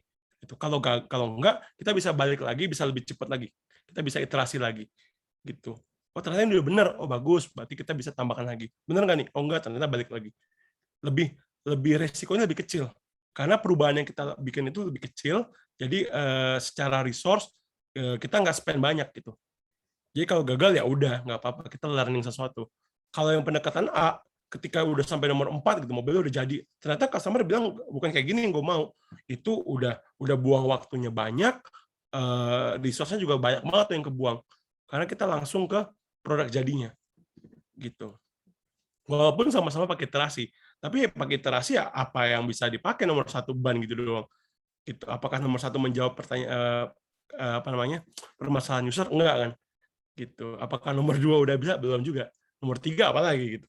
Gitu sih sebenarnya pendekatannya. Kalau bisa pakai konsepnya MVP, sebisa mungkin dari awal udah bisa keluar prototype ataupun tools yang bisa dipakai untuk menyelesaikan permasalahan dari customer gitu. Walaupun belum sempurna. Gitu. Tapi minimal sudah mengarah ke solusi akhir yang pengen kita capai. Contohnya apa? Gojek. Gojek itu dia mulainya dulu pakai customer service kan. Orang mau pesan ojek, telepon dulu ke dia. Dia yang pesanin ojeknya. Itu MVP. Dari awal udah bisa dipakai gitu. Walaupun bentuknya belum app. Habis itu baru dia upgrade ke app gitu ya. Di app-nya awal-awal kayak gimana? Banyak banget lubangnya gitu ya. Email nggak ada verifikasinya, semua orang bisa masuk. Apalagi waktu awal-awal itu gampang banget ngejebol yang 50.000 gitu ya kalau kita ngundang orang masing-masing dapat 50.000 ya. Itu nggak ada verifikasi email, nggak ada verifikasi HP. Aku waktu itu sempat ngasih tahu juga ke PM-nya Gojek waktu awal-awal ya. Teman aku ada PM-nya Gojek waktu itu. Aku bilang ini ada lubang gini loh. Oh iya, makasih gitu ya. Kayak dia habis itu dibenerin sih. Gitu. Itu salah satu contohnya aja sih yang pendekatan dari MVP gitu. Terus tadi aku bilang kita sebagai seorang product manager kolaborasinya banyak ya teman-teman. Tadi ada yang sama tim tech, ada sama tim bisnis, ada tim UX-nya juga, ada tim data, ada level higher management, banyak. Jadi sebisa mungkin kita harus bisa belajar bagaimana caranya mengarticulate idea kita sih dengan clearly gitu. Nah, ini salah satu contoh yang biasanya aku pakai gitu. Ini yang aku lakukan gitu ya berdasarkan pengalaman aku. Ya aku coba kalau bisa sebisa mungkin coba casual discussions gitu dengan tim tech gitu ya. Ya heart to heart lah gitu, diskusi-diskusi santai aja sambil minum kopi atau mungkin dia sambil ngerokok gitu ya. Jadi kayak ya pendekatan biasa aja casual, bukan bukan ngomongin kerjaan gitu. Ya belajar buat deliver points dulu sih. Terus aku juga suka posting blog, suka posting artikel. Kalau teman-teman nanti buka linin aku, banyak tuh aku sering sharing slides gitu ya. Karena aku pengen coba bikin sesuatu yang self-explanatory gitu. Karena dokumen-dokumennya produk itu kebanyakan self-explanatory. Itu kita bikin tadi kan aku bilang kita ada dokumentasi, PRD gitu segala macam. Itu yaitu sebisa mungkin tanpa harus ada orang yang menjelaskan, ketika orang baca paham orang, nggak ada apa namanya keambiguan di sana. Itu yang makanya aku tetap sering banget belajar sih setiap 1 minggu baca apa, coba dirangkum, terus dibikin tulisannya, di send ke orang-orang gitu contohnya. Terus yang nomor 3 ya improve presentation skill gitu ya. Ini standar kenapa? Karena kita coba pengen dapetin buy-in dari orang kan, pengen dapat approval dari orang, ya kita bisa harus coba ya raise urgensinya gitu. Kenapa sih produk ini harus dibangun duluan? Oh, kenapa sih permasalahan customer yang ini harus didahulukan? Jadi kayak itu sih. Mungkin tadi ada yang bertanya, gimana sih cara dapat prioritas kalau lagi battle priority gitu ya. Ini mungkin salah satu yang bisa kita lakukan sih sebagai seorang product manager. Gitu. Nah, ini juga salah satu tools yang aku bisa share ke teman-teman, storytelling. Kalau teman-teman tadi cek gimana caranya aku present ini, aku coba pakai storytelling. Gitu. Aku coba mulai dari background, aku coba ceritain apa itu product manager, terus kenapa sih dibutuhkan product manager, terus kita lagi ngebahas detail-detailnya gitu ya, detail perintilannya. Mungkin nanti di bagian belakang aku akan sharing tips-tips yang lain. Jadi kayak ya storytelling bukan cuma masalah cerita sebelum pengantar tidur, tapi bisa juga kok dipakai buat presentasi teman-teman atau misalnya kayak ya banyak kan itu. Kayak contohnya apa sih storytelling? Contohnya itu kayak tugas akhir di kampus itu kan storytelling ya, mulai dari background, terus ada masalahnya apa, terus pendekatan pelajarannya, pendekatan ilmiahnya kayak gimana, terus rencananya kayak gimana, penyelesaiannya gitu-gitu kan. Sebenarnya itu storytelling gitu, dan dia ngebentuknya kayak apa ya, kayak drama lah gitu. Itu dulu kalau terkait dengan product manajernya gitu ya gitu. Nah, ini juga tipsnya mungkin teman-teman kalau misalnya udah naik ya, udah naik levelnya, jadi jangan cuman bisa memimpin melalui influence gitu ya. Karena jangan-jangan gara-gara udah biasa nih nge-influence orang gitu ya, karena bukan bosnya. Nah, tapi ketika jadi bos malah jadi nggak bisa mimpin orang gitu ya. Mungkin dia ada kan orang-orang yang ketika dapat jabatan malah jadi mabok kekuasaan gitu ya, drunk in power istilahnya orang-orang sih. Gitu. Sampai sini ada dulu yang mau dipertanyakan sebelum kita masuk ke level lanjutannya gitu ya dari product manager gitu. Oke, luar biasa Mas Gurun. Ini over expected ya. Banyak banget materi penting yang udah dikasih sama Mas Gurun nih. Mungkin karena saking bagusnya itu banyak juga yang bertanya nih Mas. Takutnya burn out nanti. Kalau kita lanjut ke pertanyaan atau mau dihabiskan ke materinya? Boleh, Ini kita ada pertanyaan dulu sekitar. aja nggak apa-apa, santai. Oke. Kita lanjut dari Mas Yoga nih. Kita scroll ke atas dulu. Bagaimana sebaiknya memulai karir sebagai product manager, Pak? Silakan, Mas Oke. Gurun. Zaman sekarang sebenarnya menurut aku ya banyak banget gitu ya cara untuk menjadi seorang product manager ya teman-teman. Ada bisa lewat jalur intern, atau bisa masuk langsung sebagai associate, atau mungkin teman-teman bilang, mungkin buat meyakinkan nih, aku mau ini dulu deh, mau ikutan les product management, itu juga udah ada gitu, udah banyak gitu penyedia-penyedia layanan itu sih. Jadi kayak banyak banget caranya. Ada juga yang mungkin mulainya dari masuk dari konsultan dulu, ada juga mulai dari bisnis analis. Terlalu banyak kalau aku bisa bilang sih caranya kayak gimana sih. Gitu. Even aku juga dulu mulai product manager secara formal gitu ya. Itu aku udah level manager gitu. Baru aku masuk ke sebagai product manager. Jadi kalau aku dibilang kalau mau mulai karirnya gimana sih? Mulai aja, daftar aja. Nggak ada ininya sih. Gitu. Nggak ada persyaratannya banget kok kalau menurut aku ya. Gitu.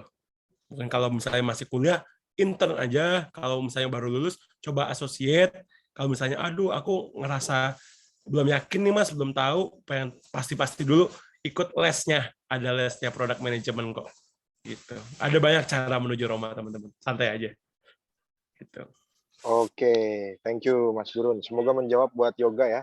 Semoga menjawab ya, Kita Yoga ya. lanjut ke ini cewek nih, kebetulan yang nanya Mas. Oke, dari Mbak Angela Sinta. Ya, selamat siang juga Mbak Angela. Pertanyaannya adalah, saya masih bingung mengenai pengambilan data atau feedback dari konsumen. Apakah PM harus turun langsung atau mengambil data dari marketing dan divisi-divisi lain? Terima kasih. Silakan Mas Gurun. Oke, menarik ya pertanyaan Angela ya, gitu. Nah ini sebenarnya kita kembali lagi gitu ya. Sekarang di company kita kayak gimana levelnya? Gitu. Waktu aku di Dana, itu aku bilang aku dimanjakan banget. Kenapa? Tim-timnya itu udah mature semua levelnya. Mature ini maksudnya dari sisi kerja, cara kerjanya, kemampuannya juga. Jadi ya udah aku bener-bener kayak dimanjain. Jadi kayak aku minta data, tinggal minta aja. Itu nggak perlu ikut campur terlalu dalam. Aku cuma bilang aku pengen ini loh. Mereka yang ngurusin sampai detailnya. Tapi ada juga yang company-company yang mungkin masih baru gitu ya. Mungkin belum punya pengalaman gimana caranya ngambil feedback dari customer, ngirim kuesioner, interview gitu ya. Nah, itu akhirnya PM harus turun tangan. Kayak aku bilang tadi, we do whatever we need to do to deliver the product ya. Gitu. Jadi ya kalau emang PM-nya butuh banget dan dari sisi tim lainnya nggak bisa bantu banget, ya udah kita yang harus turun tangan. Oh, misalnya aku nggak bisa nih mas, aku nggak ngerti caranya, ya kita yang belajar gitu. Mau nggak mau sih menurut aku. Gitu. Dan itu sebenarnya nggak ada salahnya sih. Kalau misalnya kita belajarin ya emang ada effortnya di kita, tapi lumayan kita dapat ilmu baru, kita bisa pakai lagi di tempat lain. Nanti ketika kita mungkin dapat perusahaan baru yang ternyata lebih mature, ngobrolnya jadi lebih enak gitu, karena kita sama-sama udah memiliki background di bidang itu. Gitu. Jadi menurut aku ini jawabannya aku nggak bisa bilang pastinya kayak gimana, cuman ya balik lagi ke orang-orang di sekitar kitanya sih. Kalau emang udah mature, harusnya nggak perlu. Kalau ternyata dia nggak mature gitu ya, maksudnya nggak mature dari sisi pengalaman, kemampuan, dan dari framework kerja, ya berarti product manager harus ikutan sih. Gitu. Sampai ke interview, iya. Bukan cuman ngambil data dari marketing dan divisi lainnya. Gitu. Semoga menjawab ya. Oke, semoga menjawab buat Mbak Angela. Makasih Mas Gurun. Kita lanjut lagi dari pertanyaannya Hanif ya. Ini laki atau perempuan nih kurang tahu ya. Saya panggilnya Hanif aja. Perkenalkan saya Hanif, ya salam kenal. Saya mau bertanya terkait plan and prioritize. Dengan keterbatasan resource dan biasanya suka bentrok juga dengan PM lain.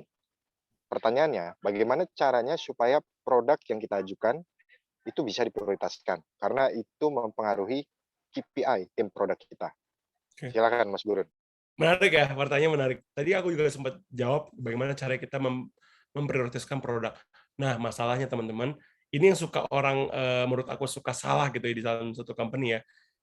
Tim produk memiliki KPI masing-masing gitu, oke gitu. Tapi pas bagian delivery ternyata kita nggak dapat slotnya nih gitu. Gimana dong caranya gitu. Nah, menurut aku ini mazhab yang aku pegang ya, pendekatan yang aku pegang. Menurut aku selama produk yang didahulukan emang benar-benar lebih baik daripada produk yang kita pegang, ya kenapa enggak gitu. Jadi jangan sampai kayak ego kita ini sebenarnya ego ya.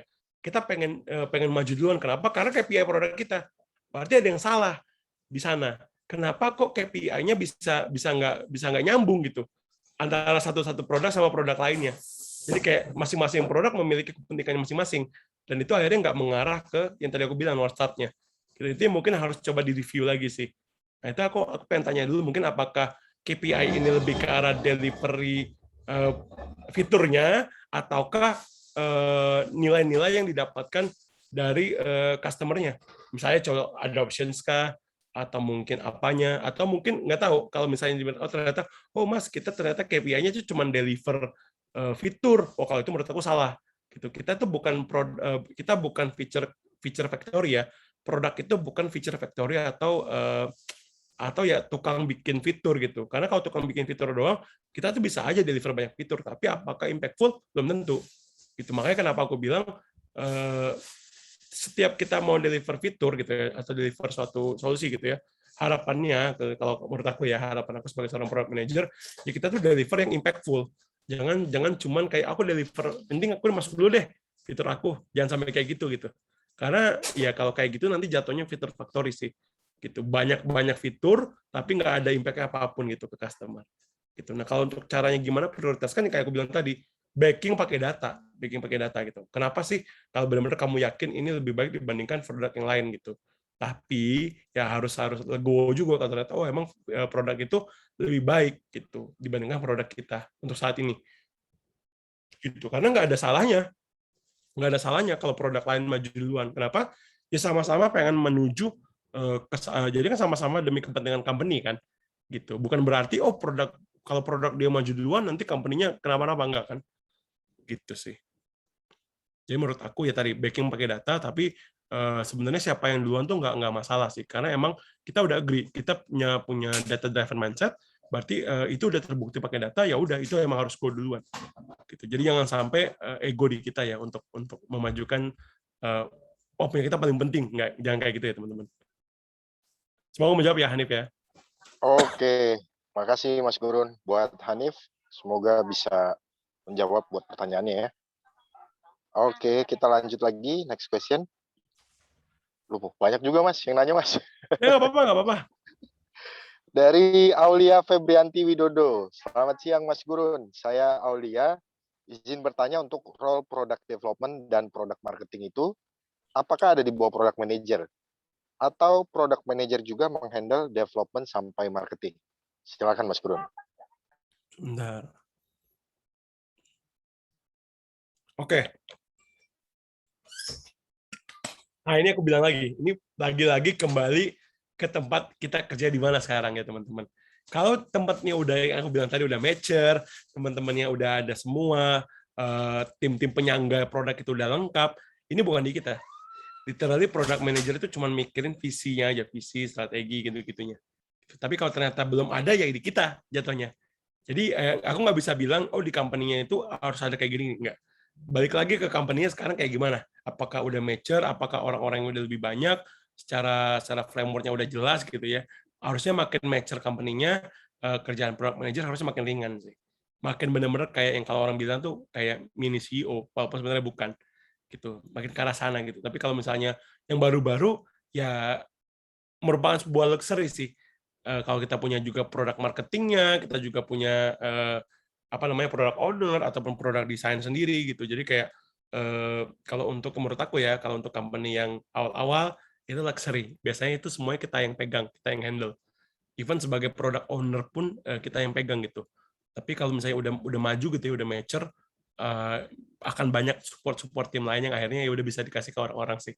Even kayak di beberapa company startup, product manajernya dipecah dua. Ada product manager yang technical, ada yang ke bisnis gitu kan. Jadi kalau misalnya mau bikin apa, bisnisnya mikirin apanya, dikasih ke technicalnya untuk bikin di belakang. Gitu. Ada yang kayak gitu. Semoga menjawab ya, Aulia Febrianti. Oke. Semoga bisa mencerahkan buat Aulia ya. Kita lanjut lagi, Mas Gurun. Oke, mari dari Mas. Revisa, Mbak Revisa. Halo Mas, saya Revi. Saya masih seorang mahasiswa. Wah, luar biasa. Semoga sukses ya buat pendidikannya. Nah, pertanyaannya, tantangan terbesar yang akan dihadapi saat pertama kali terjun sebagai product manager apa? Dan bagaimana mengatasinya? Dan juga bagaimana tips memimpin tim yang baik? Wah, triple question nih Mas Gurun. Terima kasih. Oke, terima kasih. Oke, kita jawab yang pertama dulu ya. Pertanyaan Revisa ini menarik banget nih. Detail lagi pertanyaannya. Oke, bagaimana sih menghadapi tantangan pertama ketika apa sih? Oh, tantangan. Oke. Tantangan pertama itu ketika kita menjadi PM itu adalah uncertainty ya, ketidakjelasan gitu ya. Apalagi kalau startup gitu ya. Teman-teman bayangin teman-teman tuh kayak masuk ke hutan gitu ya. udah dicemplungin aja di hutan gitu. Jadi banyak case di mana ketika masuk startup gitu ya, orang-orang baru ini nggak ada mentornya gitu. Itu mungkin menurut aku tantangan utamanya, apalagi orang-orang yang punya pengalaman, yang nggak punya background apa itu product manager, cara kerja yang benar. Wah, itu sangat-sangat challenging gitu ya untuk orang-orang baru gitu. Makanya menurut aku challenge adalah itu sih, uncertainty. Nah, gimana caranya aku menghadapi itu? Ya udah, kita muka badak aja sih kalau bilang ya, muka badak. Harus tanya sana sini, harus aktif, harus menjadi orang yang lebih, ya udah, lebih agresif aja gitu. Agresifnya maksudnya kalau nggak tahu langsung tanyain aja sampai akhirnya kita tahu apa yang kita harus tahu gitu. Kayak misalnya, oh ini pengen apa, tim tech-nya siapa aja ya, oh ini tim desainnya siapa ya, tim bisnisnya siapa ya, kalau misalnya mau bikin ini apa sih yang harus diiniin gitu. Nah, kalau orang baru misalnya nggak punya background apapun, pasti kan susah ya untuk eh, ya cuman sekedar say hi gitu ya, lewat chat messenger gitu ya, itu kan akan susah. Itu menurut aku kayak kita harus bisa bisa itu membangun chemistry dulu sama orang-orangnya. Oh mungkin kalau aku sih biasanya aku coba pengen dapetin hatinya orang-orang itu sih, kayak oh ini pendekatan aku kan lebih ke arah warm ya, jadi kayak oh kalau kayak gini nih aku kayak gini loh, kalau kayak ini kayak gini, jadi kayak mendengarkan dulu untuk awal-awal. Sebisa mungkin kalau aku segera cari mentor ya di kantor yang bisa aku jadiin ya buat mentoring gitu. Oh ini akan aku jadikan apa namanya, jalan ninjaku lah kalau katanya Naruto ya. Atau mungkin cari juga product manager yang selevel yang bisa kita shadowing, kita bisa belajar dari mereka gitu. Oh ini ngikut aja, ngekor aja, oh apa sih yang dia lakukan sehari-hari gitu kan. Karena kan untuk awal-awal biasanya kan orang masih belajar ya, itu masih belajar, biasanya kan dikasih waktu sih. Tapi ada juga kok beberapa startup langsung di challenge. Tapi kalau menurut aku kalau challenge ya udah langsung aja sikat gitu, lakukan aja. Tapi menurut aku jangan lupakan tetap product manager itu harus tetap yang gue bilang tadi, customer obsessed gitu ya. Itu yang harus teman-teman harus taruh di mindset teman-teman sih. Jangan sampai dilupakan, itu yang hal yang paling penting itu sih. Oke, terus pertanyaan nomor 2-nya, oh tadi udah bagaimana cara mengatasinya dan bagaimana tips memimpin tim yang baik. Itu nanti akan aku coba jelasin ya di lanjutan PPT-nya, tapi nanti aja. Aku tahan dulu untuk jawabannya bagaimana caranya memimpin tim dengan baik. Gitu. Terima kasih ya Waduh, Revisha ini ya. apresiasi dulu buat Mas Gurun ya. Semua pertanyaan dijawab nih. Ini harusnya komersil, Mas Gurun. Gak apa-apa Tapi lah. luar biasa, kita kasih apresiasi. Mungkin kawan-kawan bisa meng-follow ya, meng-add LinkedIn-nya beliau tuh. Tinggal ketik nama aja nanti ya. Di Boleh nanti sana cek aja. ya bisa berinteraksi lebih banyak. Oke, dan ternyata kita dipantau nih, Mas Gurun ya, kawan-kawan. Ada tim dari Startup Studio ya. Terima kasih nih buat Mas Teguh Mubarak. Beliau pengen kenal lebih dekat mungkin dengan Mas Gurun.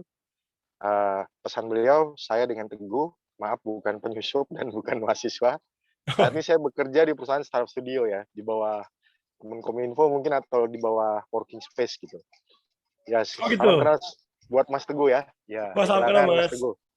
Ya. Oke, untuk selanjutnya ada lagi dari Raffi Pohan. Nah, ini mahasiswa nih kebetulan, Mas Gurun ya. Mahasiswa teknik industri yang cenderung menjadi generalis, seperti yang Mas Gurun bilang tadi ya. Jadi semua itu dikerjakan ya, all in one hand gitu. Tech, bisnis, dan desain. Dan pertanyaannya adalah, ketika menjadi seorang generalis ini, apakah sebagai fresh graduate juga punya peluang untuk memulai karir langsung ke product management? Atau biasanya butuh ke role lain yang di bawahnya, mungkin ada irisannya atau kaitannya? Enggak. Silakan Mas Gurun. Aku bisa bilang bisa langsung. Justru menurut aku teknik industri itu yang paling langsung masuk ya dengan apa namanya, dengan job role-nya product manager gitu. Even kalau aku nggak salah di masternya teknik industri itu udah ada kok apa namanya, kejuruannya product management ya gitu. Jadi saat yang lain belum ada, dia udah ada gitu. Temen aku ada lulusan masternya industrinya ITB, dia bilang dia waktu kuliah pelajarannya sama dengan apa yang dilakukan di product manager sih. Jadi menurut aku ya teknik industri merupakan ya memiliki kelebihan di bidang itu sih gitu. Jadi bisa langsung mulai kok gitu. Tapi bukan berarti kalau kita nggak teknik industri nggak bisa ya teman-teman ya. Bisa kok, bisa banget gitu. Nggak ada kok peraturan kalau misalnya oh ini product manager harus background-nya apa. Nggak ada sama sekali gitu. Semua orang bisa sukses di product management. Iya. Berarti dokter juga bisa ya, Mas Gurun ya? Bisa, kenapa enggak gitu. Iya Kalau benar emang benar ternyata dia benar. bisa ini ya, maksudnya oh ternyata produknya tentang kesehatan. Dokter mungkin lebih ekspertis gitu ya, karena dia setiap hari ngomong sama pasiennya, atau mungkin dia yang sebagai usernya bisa memiliki pandangan lebih bagus dibanding di area sana sih. Oke, luar biasa kawan-kawan. Nah, ini semakin panjang nih berarti. Setelah webinar ini mungkin lebih bagus lagi kita tingkatkan lagi ya personalisasinya, Mas Gurun ya. Karena Boleh, dari boleh. pertanyaan nih masih belum puas nih. Pengen banyak nanya, pengen banyak eksplor lagi kayaknya kawan-kawannya. Oke, kita lanjut lagi ke Mas Teguh ini ya. Dan pertanyaan dari Mas Teguh ini adalah, sebagai seseorang yang bekerja di perusahaan startup studio, apakah basic metodologi yang harus dimiliki product manager itu harus Scrum atau Agile? Itu yang pertama. Yang kedua, secara pemahaman, apakah product manager itu memang selevel manager? Dan yang ketiga, dan secara level, apa yang membedakan dengan product manager, senior product manager, dan head of product? Wah, diborong habis. Makasih. Terima kasih, Mas. Terima kasih Mas Teguh. Waduh, aku baru tahu loh itu ada startup studio ya. Oke, aku juga bisa jawab nih. Yang nomor satu, apakah kita harus ngerti agile ya sebagai seorang product manager? Enggak mesti. Gitu. Tapi kenapa sih akhir-akhir ini populer? Gitu. Jadi menurut aku itu tuh nggak mesti. Tapi kalau teman-teman punya, ini nice to have banget gitu zaman sekarang. Kenapa? Karena kebanyakan startup pakainya ini pendekatannya. Jadi kayak teman-teman datang ke suatu tempat gitu ya, udah ngerti tuh siapa yang mau dipakai, ya jadi nilai tambah kan buat teman-teman gitu. Lebih ke arah sana. Tapi kalau dibilang wajib nggak wajib kok. Ada juga yang pendekatannya waterfall, nggak agile. Tapi kalau teman-teman udah ngerti tentang Scrum atau agile, ya ada nilai tambah lah gitu. Oh ternyata, karena ini zaman sekarang kayaknya rata-rata startup pakainya ini sih pendekatannya. Gitu. Walaupun nggak semua ya. Gitu. Nomor dua, secara pemahaman, PM itu emang level manager ya? Manager iya, karena yang di-manage produk tapi bukan orang. Gitu sih. Jadi kayak, tapi makanya PM itu ada levelnya gitu. Ini mungkin sekalian menjawab nomor 3 ya. Secara karir, biasanya PM itu kalau yang normalnya, yang normal nih, ada dimulai dari associate PM. Ini benar-benar orang yang nggak ngerti apa-apa, nggak punya pengalaman apa-apa lah istilahnya ya. Terus dia masuk sebagai PM. PM ini udah memiliki ya setahun 2 tahun pengalaman lah sebagai seorang product manager gitu ya. Terus dia jadi senior PM. Nah, bedanya apa sih PM sama senior PM? Itu kalau kita tarik ke atas gitu ya. Kalau dari lead PM-nya gitu ngelihat, senior PM itu kalau misalnya lagi kerja gitu ya, bisa dilepasin aja. Lebih ke arah sana sih, karena dia udah senior. Jadi dia udah nggak perlu dapat atensi lebih banyak lah dari seorang lead PM-nya. Gitu. Tapi nah sama-sama, tapi mereka sebenarnya sama-sama di area individual kontributor. Mereka nggak pegang tim. Mereka pegangnya apa namanya produknya langsung atau area. Nah sebenarnya aku tuh awalnya senior PM di Shipper karena aku pengen ngasah lagi PM skill aku kan, makanya aku nggak apa-apa deh jadi senior PM, tapi malah dijadiin lead terus sekarang mau jadiin grup PM, jadi kayak ya udahlah gitu, tapi ya masih senior PM secara title gitu. Nah terus kalau dari senior PM, kalau dari jalurnya individual contributor gitu ya, bisa naik lagi teman-teman. Jadi kayak tadi associate PM, PM, senior PM, paling tingginya apa? Principal PM. Ini udah dewanya PM dari sisi segi individual contributor. Gitu. Jadi kayak dia ini ya udah nggak usah diapa-apain juga udah jago lah gitu istilahnya. Gitu. Nah kalau dari sisi leadership gitu ya naik ke atas itu ada lead PM biasanya dia megangnya tim-tim PM ini gitu ya. Di atasnya lead PM biasanya ada head of PM gitu ya. Terus di atasnya head of PM biasanya ada PP, PM atau mungkin langsung ke CPO. Itu dari sisi leadership ke atas karirnya, karir opportunity-nya. Gitu. Atau mungkin teman-teman ada juga ke arah dimensi lain. Dimensinya spesialisasi. Kalau teman-teman lihat di slide-nya itu yang ini. Kalau yang tadi yang awal-awal yang principal PM itu dia nomor 1, jack of all trades, dia benar-benar memasterkan semua core operational produknya gitu ya, dilebarin banget sama dia. Atau mungkin leadership, teman-teman mungkin nanti berkarir bisa naik ke atas gitu ya, memimpin orang. Ini kalau kita lihat tadi di kolom tadi dia digeser, atau mungkin teman-teman juga bisa menjadi spesialis. Apakah technical PM atau mungkin business PM atau mungkin UX PM atau mungkin data analytics PM, ada banyak pilihan karirnya. Gitu. Gimana cara teman-teman bisa memilih sih? gitu. Karena nggak semua orang loh pengen jadi lead, maksudnya nggak pengen mimpin orang. Gue emang maunya cuman megang produk aja gitu. Gue nggak mau megang orang. Ya makanya ada karirnya. Tadi yang senior PM terus jadi principal PM. Oh, gue pengen coba pegang orang nih. Ya udah, berarti gue naiknya jadi lead PM. Gitu. Kayak contohnya aku waktu di Dana head of PM gitu ya. Jadi aku megangnya orang-orang sih. Gitu. Semoga menjawab ya Mas Teguh ya terkait pertanyaannya. Pertanyaan menarik tuh. Menarik banget. Luar biasa. Lagi eksplorasi produk sepertinya atau project ya, Mas Teguh ya. Ya ini luar biasa nih connecting ya. Semoga jawaban dari Mas Gurun tadi bisa menjawab untuk Mas Teguh, dan kalau pengen lebih dieksplor bisa ke LinkedIn-nya beliau ya di profile ya. Oke, makin kesini makin ke arah komersial ternyata Mas Gurun ya. Dan FYI kawan-kawan, Mas Gurun ini sudah menjadi seorang teacher ya, atau mungkin mentor juga di beberapa startup ya. Salah satunya saya sebut merek aja Glints gitu. Dan beliau memang concern banget karena memang betul juga sebuah pengetahuan kalau nggak didistribusikan tuh ada yang kurang gitu ya Mas ya. Untuk upskill ya kan, untuk ke next level kita harus nyalurin gitu Mas. Bener nggak sih? Betul. Nah, menyambut opini barusan itu dari Mas Yoga nih, ternyata beliau tertarik untuk mencari eksplorasi lebih deep lagi, lebih dalam lagi. Beliau pengen mencari ya informasi tentang kursus terkait produk manager ini Mas, gitu. Nah, mungkin ke depannya jika Mas Gurun berminat atau mungkin tidak sungkan untuk mengadakan yang komersil, Mas Yoga ini sepertinya sangat interest ya untuk ikut juga gitu. Karena pertanyaan dari beliau ini, ada nggak ya Pak buku, channel YouTube atau online course untuk belajar product management gitu. Silakan Mas Gurun. Ada, jawabannya ada. Nggak mungkin lah, ini ilmu udah berapa puluh tahun gitu ya. Nggak ada orang yang bahas ini. Ada, bukunya ada, channel YouTube-nya ada, even sekarang di Indonesia kelas cohort-nya juga udah ada. Jadi kayak teman-teman bisa ekspor lebih banyak sih gitu. Kalau teman-teman even cari di Google aja ya, kelas PM tuh udah ada semua tuh pilihannya gitu. Even aku juga ngisi juga di salah satu apa namanya les product management gitu ya. Mungkin teman-teman bisa buka nanti LinkedIn aku ya. Di sana aku juga suka share terkait materi-materi terkait product management gitu ya. Ada juga aku juga suka repost kerjaan anak-anak aku ya, anak-anak kelas aku, misalnya lagi ada challenge apa, biasanya aku coba repost dan teman-teman bisa baca juga sih.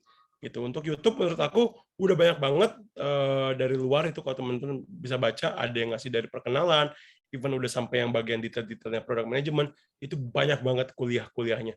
Kuliah entah itu webinar, entah itu dia sharing sessions, entah itu dia literally kelas di kuliah, banyak banget. Tinggal cari aja sih. Satu video aja teman-teman temu, nanti habis itu kayak nyambung terus. Ya, standarnya YouTube lah ya. Standar black hole-nya YouTube sih. Gitu. Semoga menjawab ya Yoga ya. Mungkin bisa mulai dari LinkedIn aku dulu aja. Dicek dari sana dulu aja. Gitu. Nah, semoga bisa kasih opsi untuk Yoga yang pengen jadi PM nih Mas. Bahkan beliau pengen jadi internship di Shipper kalau ada di Shipper gitu. Ada nggak kira-kira Mas Gurun untuk Shipper product lagi manager? buka kalau nggak salah, intern untuk produk lagi buka. Boleh Nah, nanti kalau misalnya mau dikirimkan bisa lewat ini apa aja. Di message saja nanti ya, taruh di sana CV-nya. Nah, silakan buat Mas Yoga. Nah, ini salah satu manfaat dari webinar ya, banyak banget justru manfaatnya. Oke, saya sempat kepikiran juga nih Mas Gurun. Kalau dari diskusi kita ini yang hampir 90 menit ini lebih, mungkin kalau bentuk course ya, apakah memang cocoknya itu berbasis use case atau study case gitu untuk bidang product manager ini? Karena kalau saya lihat di luar, mereka kebanyakan basicnya aja ya, nggak langsung ke use case-nya gitu. Nah, kira-kira kalau membuat sebuah silabus atau kurikulum berbasis use case itu kompleks nggak, Mas? Oke. Sebenarnya kalau yang aku coba kelas aku yang kemarin ya di tempat lain itu ya, Mas Najib ya. Yang aku lakukan adalah ya kita punya materi yang harus disampaikan dulu gitu ya. Minimal orang-orang udah memiliki pengetahuan dasarnya dulu. sebelum sampai akhirnya kita bawa case-nya. Harapan aku masing-masing dari teman-teman ya waktu diskusi itu bawa case-nya dari masing-masing yang bisa kita bahas rame-rame di kelasnya sih. Jadi mungkin dari sana aja sih kita coba kita bedah. Mungkin kita bikinin workshop event kayak ada masalahnya kayak gini loh. Kita coba cari sama-sama, kita lakukan literally workshop design thinking.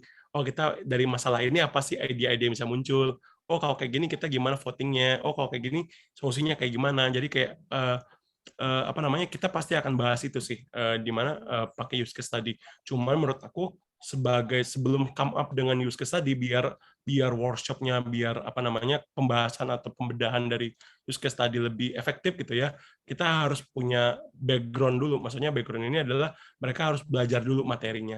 Nah sebenarnya terkadang gitu ya, kenapa sih aku tetap harus ngajar-ngajar dikit gitu ya di kelas terkait hal itu, karena kebanyakan pesertanya itu profesional dan mereka tuh nggak punya waktu untuk membaca dulu gitu loh, Mas Rejip. Jadi kayak kita nggak bisa pakai pendekatan sekolah di luar negeri. Kalau di luar negeri kan orang baca materi segala macam di luar kelas kan, ketika masuk kelas udah diskusinya aja gitu. Nah itu belum bisa di kelas itu karena orang-orang yang banyak kan profesional. Jadi mereka tuh nggak punya waktu untuk ngebaca itu. Jadi ya udah kita bahas dulu sekilas, sepintas gitu ya di awal-awal.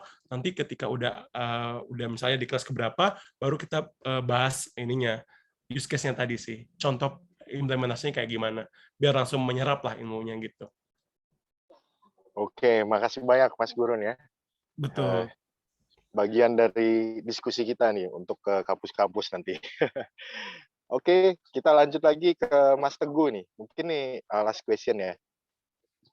Dari Mas Teguh bertanya tentang bedanya BRD dan PRD ya. Mungkin nih business required document atau product required document ya. Dari perspektif PM itu seperti apa dan lebih penting yang mana Mas? Gitu. Sebenarnya itu gimana ya kalau kita bilang ya, ini tuh cuma dokumentasi aja sih kalau menurut aku ya. Kayak mungkin di satu company ada yang nggak pakai BRD, ada yang langsung pakai PRD, ada yang pakai business case tapi nggak pakai BRD langsung ke PRD, ada yang nggak pakai apa-apa cuma pakai PRD. Jadi kayak beda-beda masing-masing company ya.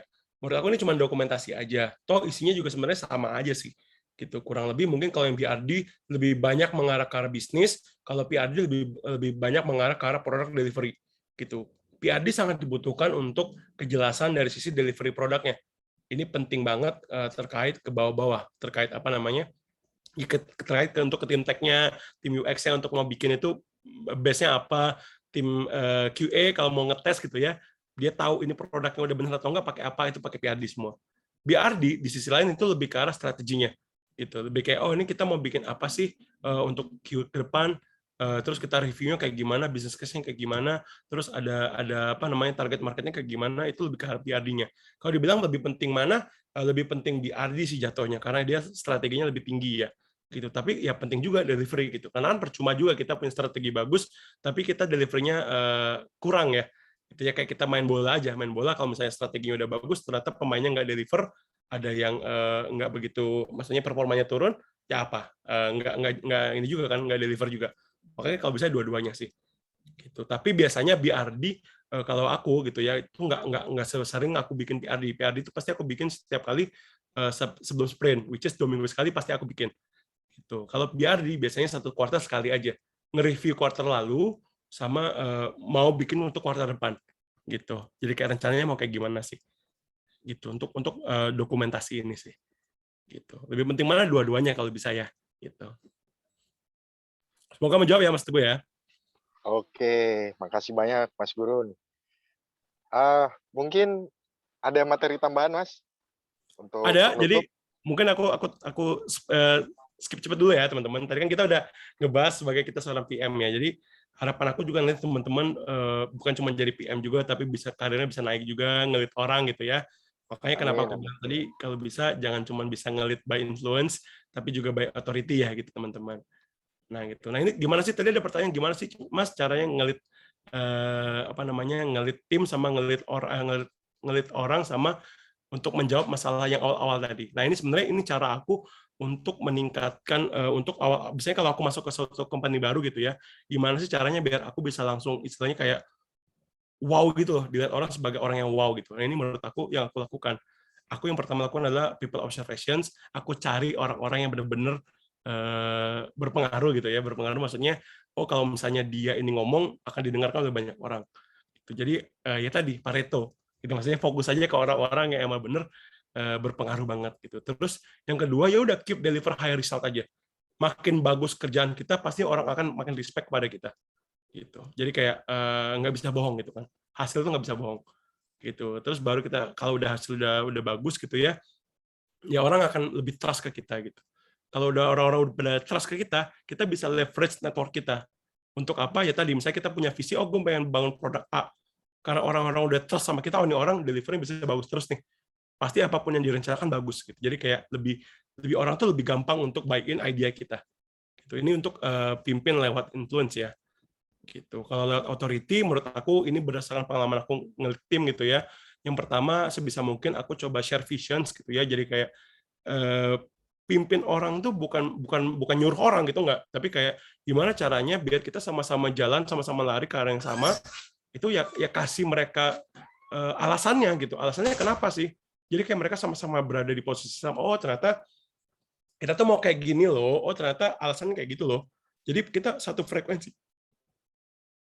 Ketika udah satu frekuensi udah oh ternyata kayak gitu ya, oh jadi semangat nih, jadi kayak sama-sama memiliki apa namanya kesamaan frekuensi tadi, jadi kayak larinya bareng-barengan gitu. Terus yang kedua ya show example gitu ya, yang nggak mungkin lah kita memimpin orang kita yang sendiri nggak jago gitu misalnya, ya artinya apa, kita tuh artinya cuma talk only gitu kan, kita action-nya jelek tapi bacotnya oke lah, tapi maksud gua jangan sampai kayak gitu. Kayak ya udah show aja example-nya kayak gimana, misalnya ada masalah apa, bilang aja kalau gue kayak gini nih, dulu gue kayak gini, gitu hasilnya kayak gimana, gini. Jadi kayak makanya kalau mau jadi lead yang bagus gitu ya, kita juga harus jago di bagian apa namanya operasional atau teknikalnya di awal-awal gitu. Waktu misalnya kalau jadi lead PM, ya berarti ketika jadi PM ya harus jago juga gitu, biar bisa ngasih example yang bagus. Terus empati, ya empati juga ke orang-orang tim kita. Jangan cuma empatinya ke customer, tapi ke tim kita diperlakukan bukan kayak manusia gitu misalnya. Ya itu namanya ada yang salah gitu sama kitanya gitu. Terus ya yang paling penting banget adalah trust your team gitu ya. Maksudnya kita udah nge-hire orang, mahal-mahal bayar orang, tapi kita micromanage mereka gitu. Ya ngapain gitu? Buat apa kita hire orang mahal-mahal gitu ya? Kalau ujung-ujung kita nggak percaya sama mereka gitu. Ya udah kasih aja kepercayaan. Oh dulu waktu kita di posisi mereka, kita juga pengen kan dikasih kepercayaannya, begitu juga dengan tim kita gitu.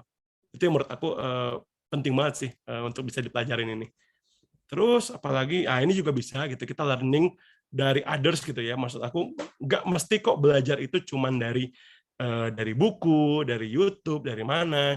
Bisa juga kita belajar dari orang lain. Yang paling pertama adalah teman-teman kita. Kita bisa shadowing others product manager, ikutin aja apa yang mereka lakukan, kita liatin dari belakang gitu ya. Namanya juga shadowing kan. Ikutin aja cara kerjanya mereka, ambil yang bagus, skill yang bagus gitu ya. Jadikan itu jadi milik kita gitu, nggak ada salahnya gitu. Terus cari mentor gitu ya, cari product leader menurut teman-teman.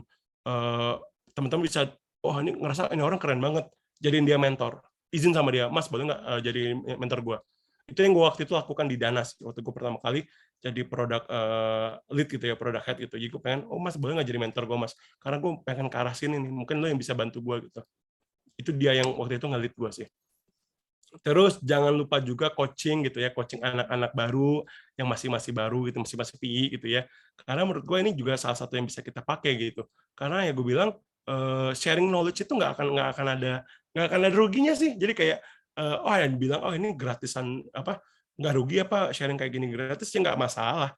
Ya duit itu bisa dicari. Tapi kalau menurut gue ya, karena gue kalau gue pribadi menurut gue ya knowledge itu ya harus di-share nggak ke orang-orang gitu. Nggak semua orang memiliki apa namanya opportunity kayak gue gitu misalnya. Jadi kayak gue pengen coba sharing ilmu-ilmu yang gue punya ke teman-teman juga sih. Karena ketika gue dulu mulai PM, gue sama juga kayak teman-teman gitu, kayak ngerasa bingung gitu. Ini gue harus ngapain? Nah, harapan gue ketika sekarang teman-teman udah ikutin webinar ini, minimal nggak bingung kayak gue dulu gitu. Karena dulu tuh nggak sering ini teman-teman. Waktu gue mulai dulu tuh nggak ada tuh orang-orang webinar tentang PM, tentang apa namanya ya product management gitu, nggak ada. Gitu. Baru akhir-akhir ini, makanya gue bilang jangan, pengennya gue teman-teman nggak ngerasakan apa yang gue rasakan dulu sih. Gitu. Terus bisa juga kita, ini gue seneng juga ya gitu, gue suka di LinkedIn, gue suka ngechatin orang, suka PM gitu, gue ajakin one on one, gue ajakin diskusi lewat Zoom, lewat Google Meeting, padahal nggak kenal, ya nggak apa-apa, namanya juga saling belajar gitu kan, biar tahu dari sisi pandangnya mereka tuh kayak gimana sih PM itu, oh dari di kantornya mereka ada isu apa, terus apa yang dia lakukan, bertukar ilmu lah, nggak ada salahnya gitu, malah kita dapat POV baru. Terus juga ya sitting sama tim-tim di luar tadi, kan teman-teman ada tim bisnis, ada tim UX, ada tim data, ada tim tech gitu ya. Itu teman-teman bisa kok ngobrol banget sama mereka, bisa tahu dari mereka tuh masalahnya apa. Jadi kita empati juga ke mereka, bukan cuma empati ke sesama tim kita, bukan cuma empati ke user, tapi juga empati ke orang-orang yang kerja bareng kita. Terus yang nomor 6, malah aku taruh ini nomor 6 ya, learning from the expert. Ini yang mungkin ikutan webinar atau segala macamnya. Gitu. Itu opsi paling akhir sih kalau menurut aku gitu. Oke, terus ya mungkin Luar biasa. betul. Masih ada lanjut, Mas? Masih ada nih, ada mungkin ada 2 atau 3 strategi Mas dari bentar ya. Ini juga masalah strategic thinking, karena kan ketika teman-teman udah naik ke atas, mikirnya udah bukan cuma tactical doang atau operational doang, pasti mikirnya strategic thinking ya. Ya ini mungkin teman-teman yang biasa gue lakukan gitu ya, stop kerjaan sehari-hari gitu ya, terus kayak spend more time di memikirkan sesuatu, misalnya kayak eksperimen atau gimana. Terus ya coba jangan don't reinvent the wheel gitu ya, pelajarin experience orang lain, pelajarin produk-produk yang sukses, produk-produk yang gagal, itu tuh bisa banget meningkatkan ya ini kita lah, apa namanya, pengetahuan kita terkait produk itu sih. Terus keep updated gitu ya, jangan sampai ketinggalan, ada update apa di market, ada update apa di dunia teknikal gitu ya, terus eksperimen dan tes harus dilakukan. Terus yang paling aku suka juga adalah join stock market. Karena ketika teman-teman ikut pasar saham gitu ya, teman-teman tuh jadi kayak belajar juga. Mau nggak mau teman-teman harus ikutin market. Jadi menurut aku ini ya nggak mesti sih, tapi akhirnya mendorong kita untuk berpikir dari sisi bisnis juga. Yang akan lebih banyak dibutuhkan di area udah top-top ya gitu ya. That's it. Ada questions? Ada lagi? Atau udah kita selesaikan? Ini yang tadi yang terkait level up ya. Terus ini juga yang terakhir mungkin invest more in yourself, baca buku, blog, artikel, papers, atau mungkin subscribe to paid publishing gitu ya. Ada webinar juga, ayo diikutin, atau mungkin bikin side hustle, kerja sampingan. Terus yang jangan dilupain adalah have fun sih, jangan sampai tertekan lah masalah-masalah gini kan. Sip, itu aja mungkin dari aku Mas Najib. Jadi kepanjangan ya, Close maaf dulu ya. nih buat Mas Gurun kawan-kawan ya. Luar biasa banget. Saya banyak dapat insight nih dari sini nih. Jadi kepikiran ini luar biasa ya, bukan cuma ilmu aja, tapi ternyata saya lihat karena banyak demand juga ya di internship ya, Mas Gurun ya. Jadi Betul. kepikiran mungkin B2B ke universitas atau kampus gitu, edukasi 4.0 ke sana, ngadain webinar, sertifikasi yang lolos, masuk shipper internship gitu. Waduh. Wah, that's it, that's the point gitu. Komersial. Enggak, bercanda aja, itu sebuah ide aja sih. Oke. Ngomong-ngomongin universitas, aku sih lagi ini sih Mas Najib. Jujur aja kan, menurut aku ya ini, tapi ini pribadi aku ya, mungkin orang-orang memiliki pandangan yang lain. Karena aku dari tadi bilang aku pengen giving something back to community gitu ya. Jadi aku emang menurut aku sih emang butuh sih kayak Mas Najib gini yang ngebantuin kita menghubungkan orang-orang yang sebenarnya pengen juga kok berbagi sama teman-teman yang lain, tapi nggak tahu dari mana. Karena aku ngerasain sulit loh untuk kayak aku nih, aku walaupun aku bilang kan aku pengen ngajar nih di universitas, tapi itu susahnya minta ampun. Maksudnya kayak walaupun aku nggak minta bayaran tuh Mas Najib, kayak oh ternyata susah ya. Ini kayak contohnya aku ngurus mau ngajar di Universitas Bengkulu. Jadi teman-teman, saya dari Bengkulu ya teman-teman. Saya dari Palembang, gedenya saya di Bengkulu. Jadi saya tuh pengen banget gitu orang-orang Bengkulu itu juga punya pengetahuan tentang hal kayak gini tuh juga maju juga kayak apa yang dilakukan oleh Mas Rejib di Lampung gitu. Itu yang sebenarnya pengen gue lakukan juga. Cuman ya gitu, nggak segampang itu ternyata ya gitu. Walaupun kayak kita punya servis, kita udah kasih gratis, nggak segampang itu. Jadi kayak ngerasa kayak emang butuh orang-orang kayak Mas Rejib ini sih, butuh kayak edukasi 4.0 ini sih gitu. Wah, bisa aja nih Mas. Makasih banyak Mas. Artinya Bengkulu juga sempat saya ke sana, tapi ke kopi sih. Saya lebih ke Bengkulan Coffee-nya kemarin. Kebetulan Waduh. iya salah satu pemilik owner ya, Bang Deddy itu. Dan product manager ini nggak cuma di startup ya, kawan-kawan ya. Bahkan di konvensional pun itu dibutuhin banget, terutama di UMKM gitu. Cuma karena terdengar asing, mereka antusiasnya agak kurang dibanding yang kawan-kawan nih yang benar-benar udah paham. Apalagi yoga nih. Yoga ini dari Lampung Mas kebetulan. Sekelompok mahasiswa ya dari ITERA gitu. Mereka coba bangun produk tapi pengen juga internship gitu, pengen ikutin kelas seperti ini. Makanya betul kata Mas Gurun tadi, dari Edukasi 4.0 coba untuk merapihin nih expert pool-nya nih.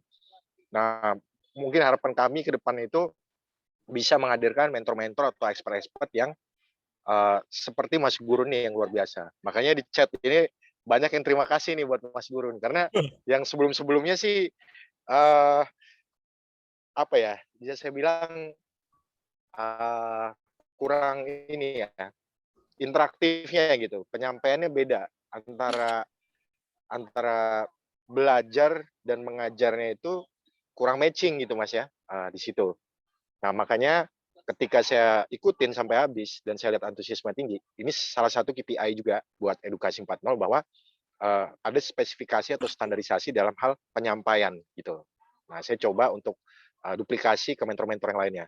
Nah kira-kira setuju nggak Mas? Kebetulan alhamdulillah ya, saya nilai plusnya itu bagus di koneksi aja sih Mas gitu. Kalau tag-nya apalagi coding nggak bisa gitu. Nah ada salah satu mentor kita juga Mas Boris Hasian gitu. Nanti coba saya duetin ya ke Mas Gurun, terus Mas Wisnu. Kita pengen coba lebih bangun program lagi untuk kawan-kawan yang ada di webinar ini. Doakan saja program ini terus berlanjut ya. Dan saya coba Amin. cari sponsorship dulu Mas, nanti Mas, gitu dari BUMN dan banyak juga yang mau support kayak kemarin dari Angin juga siap support juga karena kasihan juga ya di mana mahasiswa yang minat belajarnya tinggi kayak yang saat ini hadir ini mereka kadang-kadang kalau di charge itu bukannya nggak ada ya cuma mungkin kebutuhan lainnya juga penting makanya edukasi ini fully Mas income-nya itu B2B Mas kita omset terbesarnya kemarin tuh dari IB Dharma Jaya gitu kontraknya itu sampai 600 juta Mas full 1 tahun Mas jadi salah satu bisnis modelnya adalah mahasiswa yang mau lulus itu harus ngikutin program Mas. Nah program itu dari kami Mas. Gitu.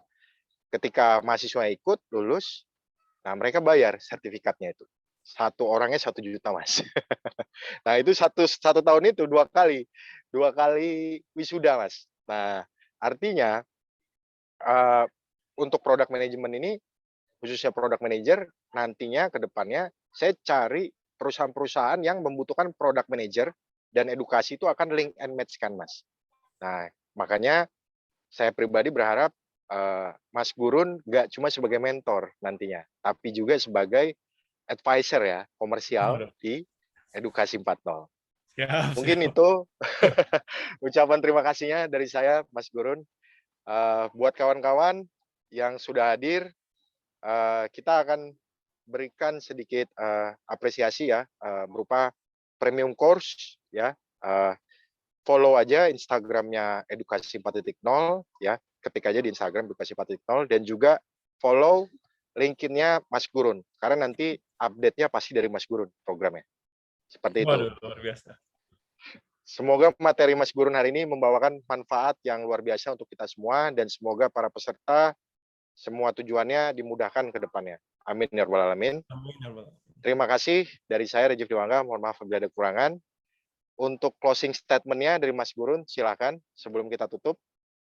Oke, kalau closing dari aku sesuai dengan yang aku tampilin sekarang ya teman-teman, kita sekarang itu belum di maksimumnya kita, jadi menurut aku ya keep grinding aja, tetap belajar, tetap usaha, stay lock in, tetap fokus gitu ya. Karena kita masih belum mencapai itu, jadi tetap do what you do sekarang, improve diri kita sendiri sampai kita akhirnya mencapai itu sih.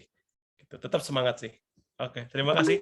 Itu aja. Oh ya, ini salah satunya lagi. Nanti bisa dicek juga semua terkait produk manajemen di LinkedIn aku. Udah banyak bisa aku share di sana gitu ya. Teman-teman bisa cek sih. Gitu. Gratis, aku nggak pungut bayaran kok. Gitu. Thank you. Paling itu aja. Nah, kurang baik apa lagi tuh Mas Gurun ya. Yang mau internship silakan PM Mas Gurun langsung kawan-kawan ya. Oke, Boleh, boleh. Nanti di sekian PM ya. Nanti webinar aku kali ini kita tutup. Alhamdulillahirobbilalamin. Ya. Maka buat kawan-kawan, makasih banyak buat Mas Gurun. Makasih ya Mas Rizky ya. Wassalamualaikum warahmatullahi wabarakatuh. Waalaikumsalam warahmatullahi wabarakatuh. Makasih semuanya ya. Bye semua. Bye. Bye. Happy weekend semuanya. Yuk, mari.